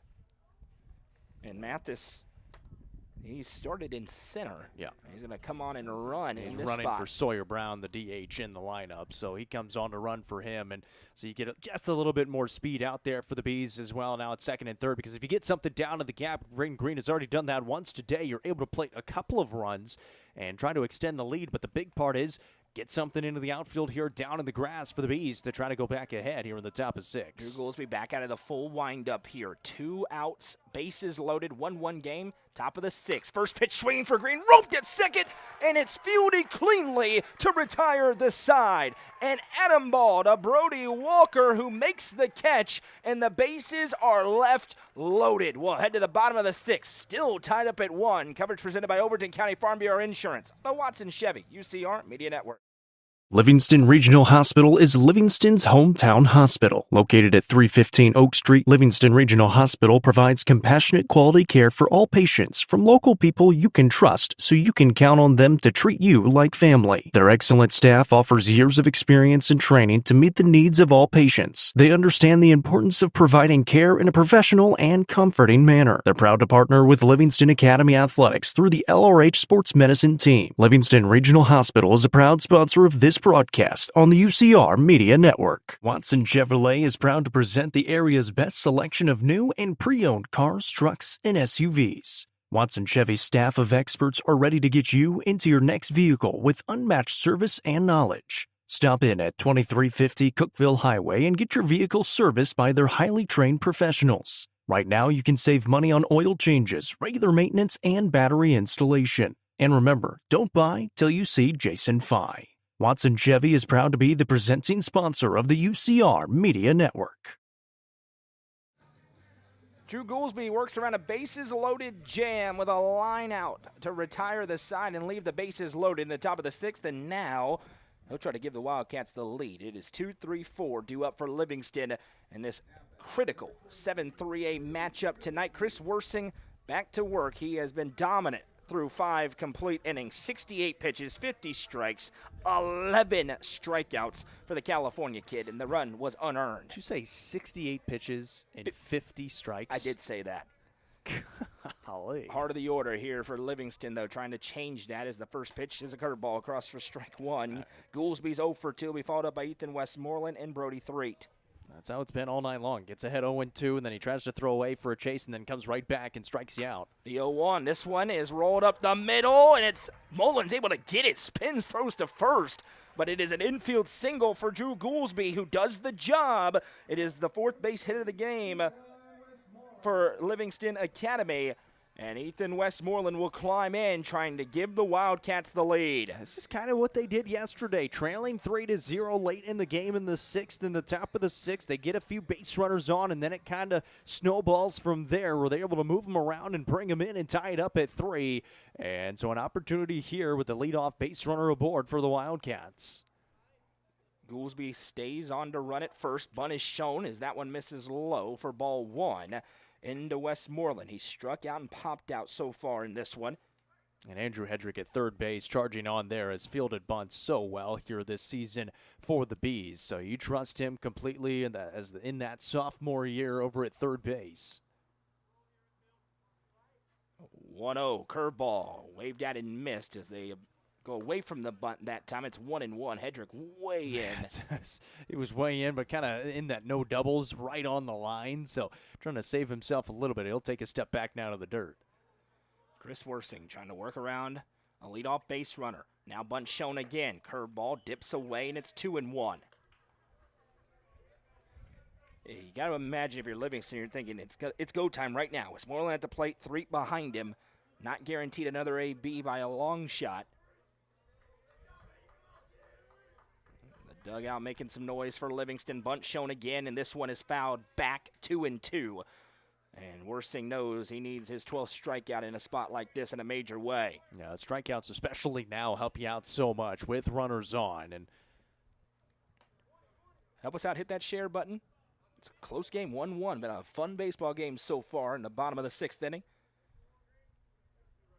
Had a great one last night. Ends up in a walk-off winner for the Bees in the bottom of the 7th.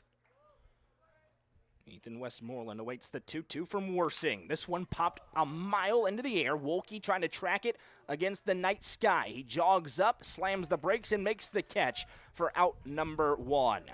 Glad you're sitting over there because I could not see that baseball whatsoever through this window. But that's a big first out here in the inning. You get to 2 strikes trying to move the runner over. He stays at first base, and you still get that 1 out. You absolutely, I don't know if you're going to bunt Threet here. He's got a pretty big stick, but we'll see what Coach Loftus decides to do.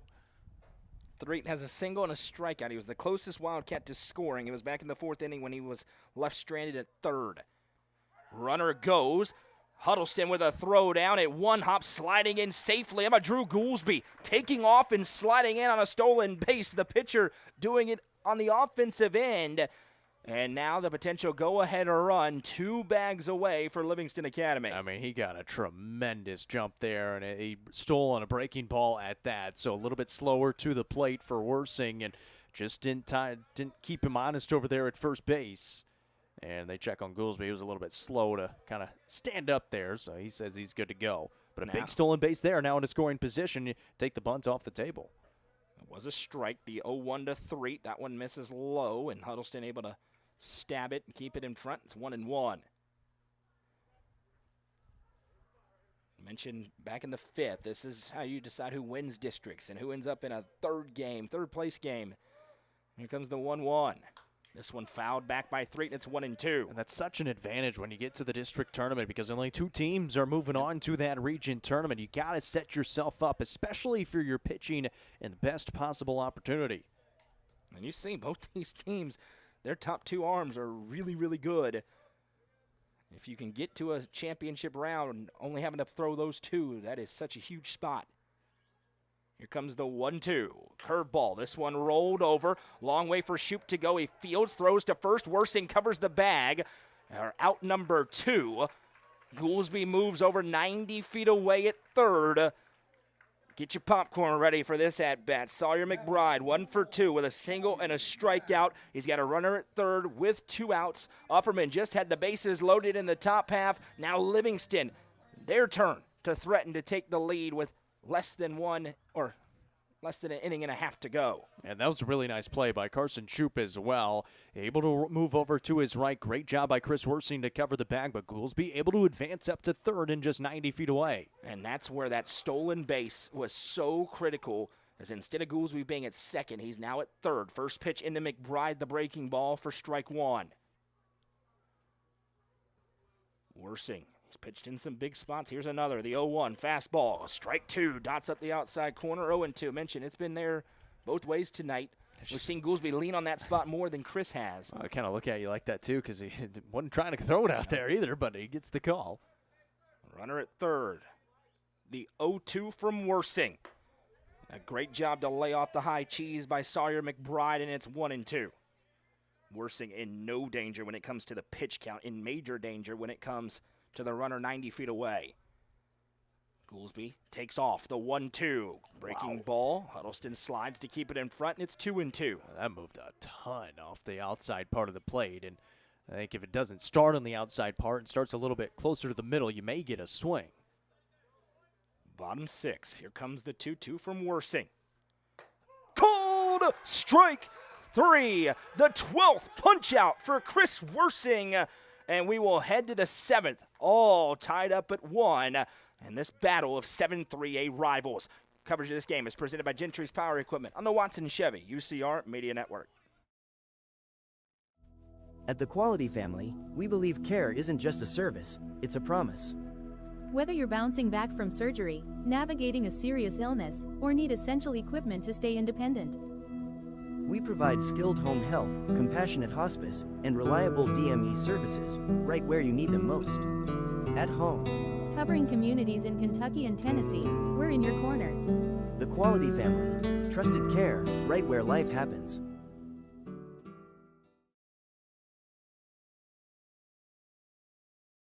Nelson Trophy and Screen Printing is proud to support student athletes and athletic departments throughout the Upper Cumberland. They are also proud to sponsor Nelson Trophy and Screen Printing's Player of the Game on this broadcast. From trophies to t-shirts, they can do it all. Be sure to stop by and see them at 120 Circle Drive in Allgood or give them a call at 931-537-9559. Nelson Trophy and Screen Printing, proud sponsor of this broadcast on the UCR Media Network. Sonia Brown is a full-service realtor and is licensed across the state of Tennessee, listing and selling residential and multifamily, land and farms, commercial and industrial properties. Sonia handles the sale from start to closing and beyond. Let her put her 30-plus years of experience to work for you. Sonia Brown with American Way Real Estate has been supporting student-athletes in the Upper Cumberland since 1990. You can reach Sonia Brown at 931-979-7145. Sonia Brown, realtor with American Way Real Estate, is proud to support this broadcast on the UCR Media Network. The first call to the bullpen of the game is for the home team. Livingston Academy will go to the right-hander, Brody Threet. He started behind the plate in this game. Now that will be Nathan Raines. Drew Goolsby stays in as he will move into left field. And we hit go time now. Top of the seventh, all tied up at 1. And a critical 7-3A matchup. It is 9-1-2 due up for the Bees against Brody Threet. And Brody Threet hasn't thrown a whole lot this year. This is just his third appearance on the season. He's got 1 save to his name, 2 2/3 innings pitched. He's only thrown 37 pitches on the season, but he's got a 0 ERA, 5 strikeouts, and 1 walk allowed, and a batting average against of 0. The right-hander, Brody Threet, trying to get it to the bottom of the 7th. We know it'll go to the bottom of the 7th. Livingston will look to return the favor. Upperman walked him off a day ago in Baxter in the 7th inning with an RBI by Carson Shoup. The Bees want to have an opportunity to end it. It will be Chris Worsing back on the bump for them in the bottom half. Andrew Hedrick, Dawson Mullins, and Chris Worsing due up in this half. That closes the book on Drew Goolsby, who was every bit as good as they needed him to be to give them a win today. But he will get a no decision. First pitch fastball in on the hands. That's new, 0-1. And, well, in 3, yeah, I mean, he brings the velocity up there. We mentioned he's got an arm behind the plate, and that continues out there on the mound. Hedrick 0 for 2 with a ground out and a strikeout so far. 7 punch-outs in total for Goolsby. And Threet then brings that one outside on the corner for a strike, and it's quickly 0-2. He's ahead of Hedrick. And you mentioned nobody's hit him yet. He has not given up a base hit in his limited appearances. That changes things behind the dish where he's been really good. Raines then goes back there. The 0-2. Looking for the breaking ball, and that one misses outside, 1-2. It's a pretty close one there to take on 0-2, but a good eye that time by Hedrick, and you have to have a little bit closer of approach here at 1-2. Hedrick chokes up a little bit, the 1-2 fastball, and he'll golf this one out into left. Goolsby ranges up, now jumps back, and it popped out of the mitt. An E7, and Upperman has a leadoff base runner. It didn't seem like Goolsby ever really had that one as he was kind of bobbling around out there underneath, and it popped out of the mitt. And now Dawson Mullins has a leadoff base runner, and we'll see if they play a little small ball here. Well, and you mentioned these lights here at Livingston Academy may be a little bit shorter than some ball fields, and that was hit so high that when it gets above those lights, you kind of lose it on the way back down. There's not as much wind before it is significantly died down, too, so I don't think that was a huge factor, and that is not a strike. Whoa. And Wes Shanks just looks down. That was pretty bad. That was it's been pretty good for the most part. Wow. 0-1 as Mullins climbs in. He's struck out his last 2 appearances after walking to lead off the game. Now he will show bunt. Breaking ball, he offered at it, and it's 0-2. That's head tap. That's a tough one right there because now it's 0-2 after you offered at a bunt. Chris Worsing on deck next. Runner at first, nobody out. Threet trying to work around the leadoff error. The 0-2 fastball. That one's outside, 1-2. He's definitely got the pop on the velocity, no doubt about it. 100%. And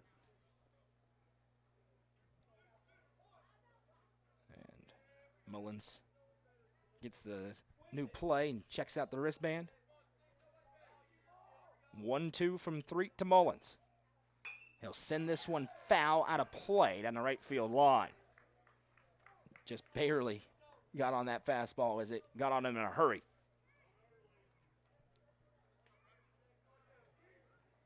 Runner at first is Hedrick. Mullins at the plate, Worsing on deck, Shoop in the hole. 1-1 in the 7th. That one was the same spot as the first pitch. It's a ball, 2-2. I mean, you got to lay off of it because it's not a strike, but it was called a strike at one point. You can feel it, the intensity in the air. The 2-2 to Mullins. That one misses low and rerun full. Biggest pitch of the ball game so far upcoming here. You do not want Chris Worsing in the box with 2 on and nobody out. Wouldn't be a great spot to be in. You don't really want him in the box, period. But right. You definitely don't want him in that You're going to spot. face him at some point, so. Big 3-2 from Threet to Mullins. He'll rise and fire. Ball 4, a Nick's Restaurant walk to Dawson Mullins. And it is the situation you don't want if you're Coach Loftus. Runners at first and second for the California kid who has thrown a gem on the other side and can set himself up for a victory with one swing of the bat. But he hasn't done too much today. He reached on a fielder's choice. He struck out and grounded out to this point. A big opportunity here for Worsing, and I've said it all year, the best bat in the lineup. It's struggled in these last couple of ball games, just the one hit yesterday against the Wildcats, but it did come late. First pitch swing comes up empty-handed. That's a great call to go with the breaking ball, and it's 0-1. You bring it down in velocity by so much as well, and now you can kind of go anywhere at 0-1 and see if you can't keep him guessing at the plate.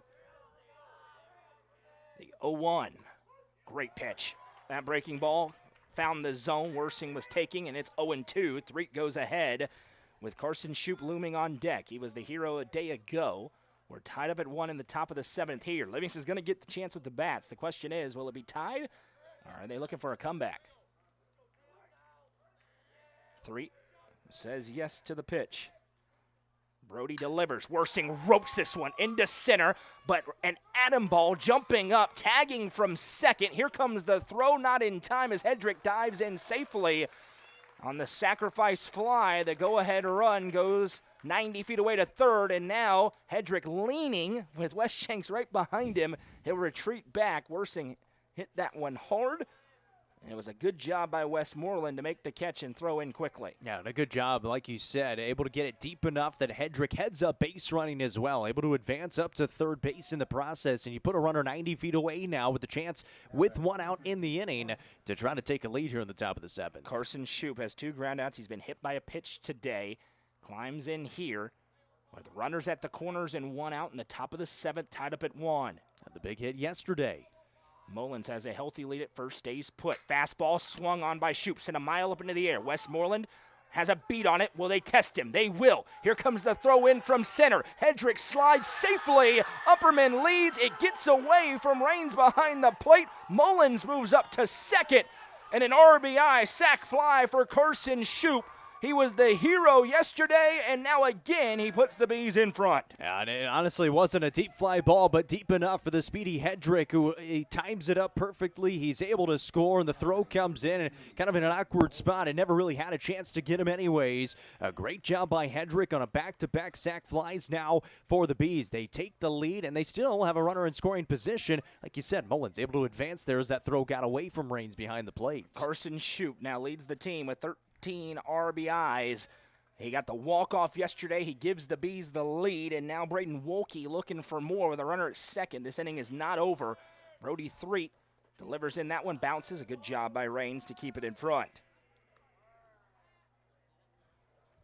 So Brody Threet, and it really started with that error to open up the inning. And then he had the walk, a couple of sac flies, and the small ball works for Upperman. 1-0. Wolke sends this one a mile up into the air, angling out of play near that table that we talked about earlier with the kid who I think may have gotten called over by his parents. I mean, just full-on yeeting himself onto the table. Not a big kid, so he wasn't gonna hurt the table. It's a steady table. He's right there by the tree. He's still looking at it. He's thinking about it. Here he goes. He changed his mind. 1-1 to count to Braden Wolke from Brody Threet. Carson Shoup with the go-ahead.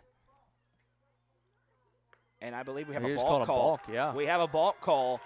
And so this changes things pretty majorly as Mullins moves over 90 feet away with 2 outs. He's at third. And they called the balk. Didn't hear what the umpire said, but he said what he did. And now it's still 1-1 to Wolke. Threet comes home. And he chased the high cheese, 1-2. Yeah, and Wolke kind of gifted him one there because you could see the frustration from Threet on the mound. He was just trying to pump a fastball past him and kind of gifted him the strike there, swinging through. 1-2, Wolke just able to tip it back. We'll do it again.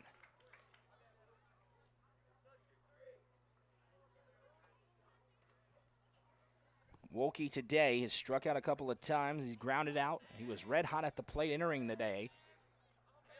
Obviously a hit here, and that's all anybody will remember. Here comes the 1-2 to him. Breaking ball, and he stays alive. We'll do it again. And that's something that some of these younger hitters, and Wolke, he was here obviously last year, but getting way more playing time this year, they're battling better as this season moves forward in the middle portion of the campaign. Here comes the 1-2. This one swung on, rolled over towards second. Burns fields it cleanly. Throw to first is in time to retire the side. Carson Shoup gives the Bees the lead. Chris Worsing will try to give them the win on the other side. 2-1 Upperman coverage presented by Gentry's Power Equipment on the Watson Chevy UCR Media Network. Are you looking for the best dining experience in the Upper Cumberland? Visit Fire and Vine in Cookeville's historic West Side. Fire and Vine offers great service and a unique menu, including mouth-watering deep dish pizza, delectable beef, chicken, fish, and more. Take in stunning views from the rooftop while enjoying your meal. Come and experience the charm and flavor of Fire and Vine, your new favorite spot for a memorable dining experience. Fire and Vine is a proud sponsor of this broadcast on the UCR Media Network.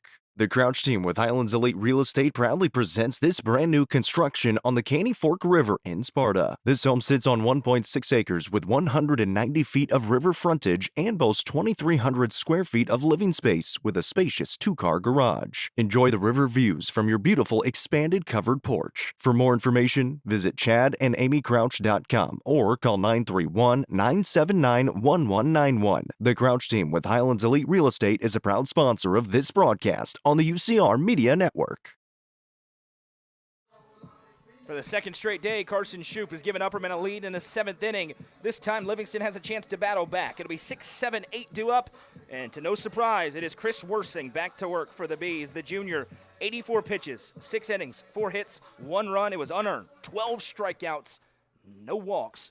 He'll face off against Threet, Taylor, and Raines in this half, as Livingston tries to even the season series in dramatic fashion. Yeah, that run was the drop third strikeout that he got on the streak of strikeouts. And, I mean, he's been nothing short of spectacular today. Going to face Threet to start it off here in the bottom of the 7th, and an opportunity for the Wildcats. They just need a couple of base runners to get aboard and see if they can't bring that tie and run around. My goodness. First pitch, a knee-buckling breaking ball is across for strike 1. I mean, that was a boomerang.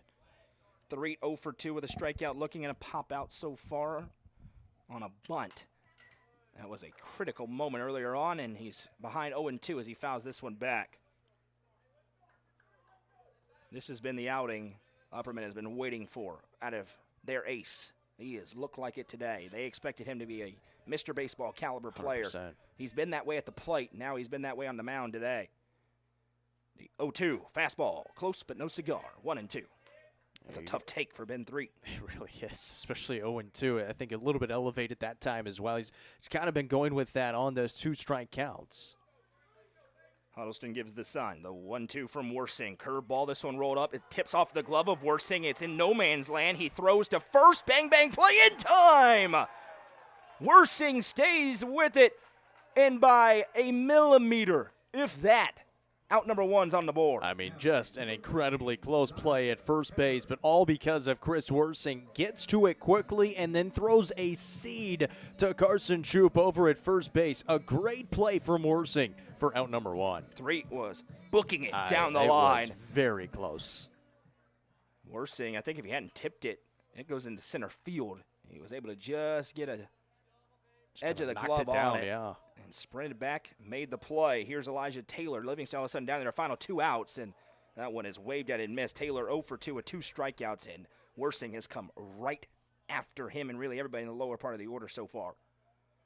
0-1, and well, again, 0-2. Yeah, that's one where you get a swing like that. You feel really confident in the AB on the mound. You've thrown him a breaking ball and a fastball, and neither swing has looked too good so far. Worsing with a long look in. Looks like the pitch count may have had a little issue. He actually shook off the first one. Here comes the 0-2. Swung on and missed. Gets away. Huddleston loads up, throws to first in time.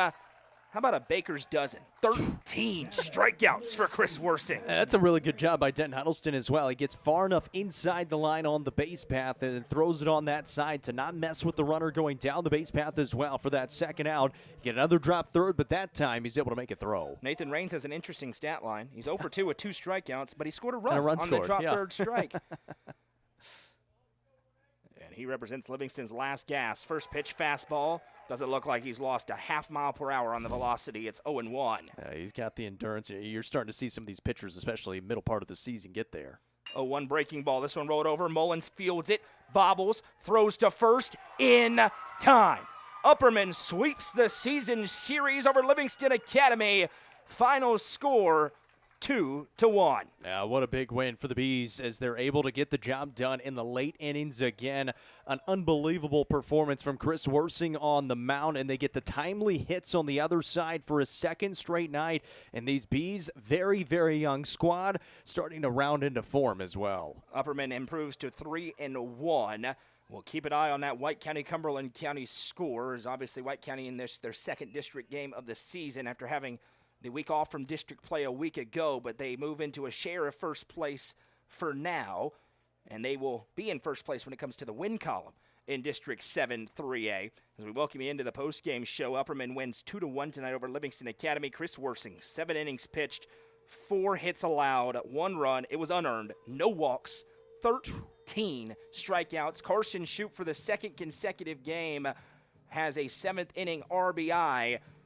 Today, it wasn't a walk-off, but it's still the game winner. It's time for the Nelson Trophy and Screen Printing Player of the Game. Jacob Vincent, who you going with? It's absolutely Chris Worsing in this one. 13 strikeouts, no walks on the mound, and just the 1 run allowed. It was unearned. It was on that drop third strikeout. I mean, he was unbelievable on the mound today, and they needed it. They needed that type of Chris Worsing to be out there on the mound, especially here in district play that has been so competitive this season. And again, you mentioned that White County, Cumberland County. It's still 3-3 as they're now on the top of the 6th. So it's going to be competitive with everybody in the district this season, but now the Bees have set themselves up in a good spot. Livingston got a sweep against Stowe Memorial. Upperman responds with a sweep against those Wildcats, and now alone at the top of the district. Next up for Livingston Academy, who falls to 9-3 on the season, Friday against Monterey. Upperman in action Thursday at Sweetwater. 4:15 Central at against 4:15. Saudi Daisy. And then they will be in the high school baseball game of the week presented by Mayberry's Furniture. That'll be a fun one on Friday from Carthage as Smith County host Upperman. And then back at Sweetwater on Saturday, we'll be there for coverage of those games as well, presented by Gentry's Power Equipment. Upperman improves to 8-9 on the season, 3-1 in 7-3A play. Livingston falls to 9-3, 2-2 in the district. That'll do it for us tonight. I'm Noah McKay for Jacob Vincent to my left, Cameron Hughes on camera, and everybody at UCR. We say so long from Overton County.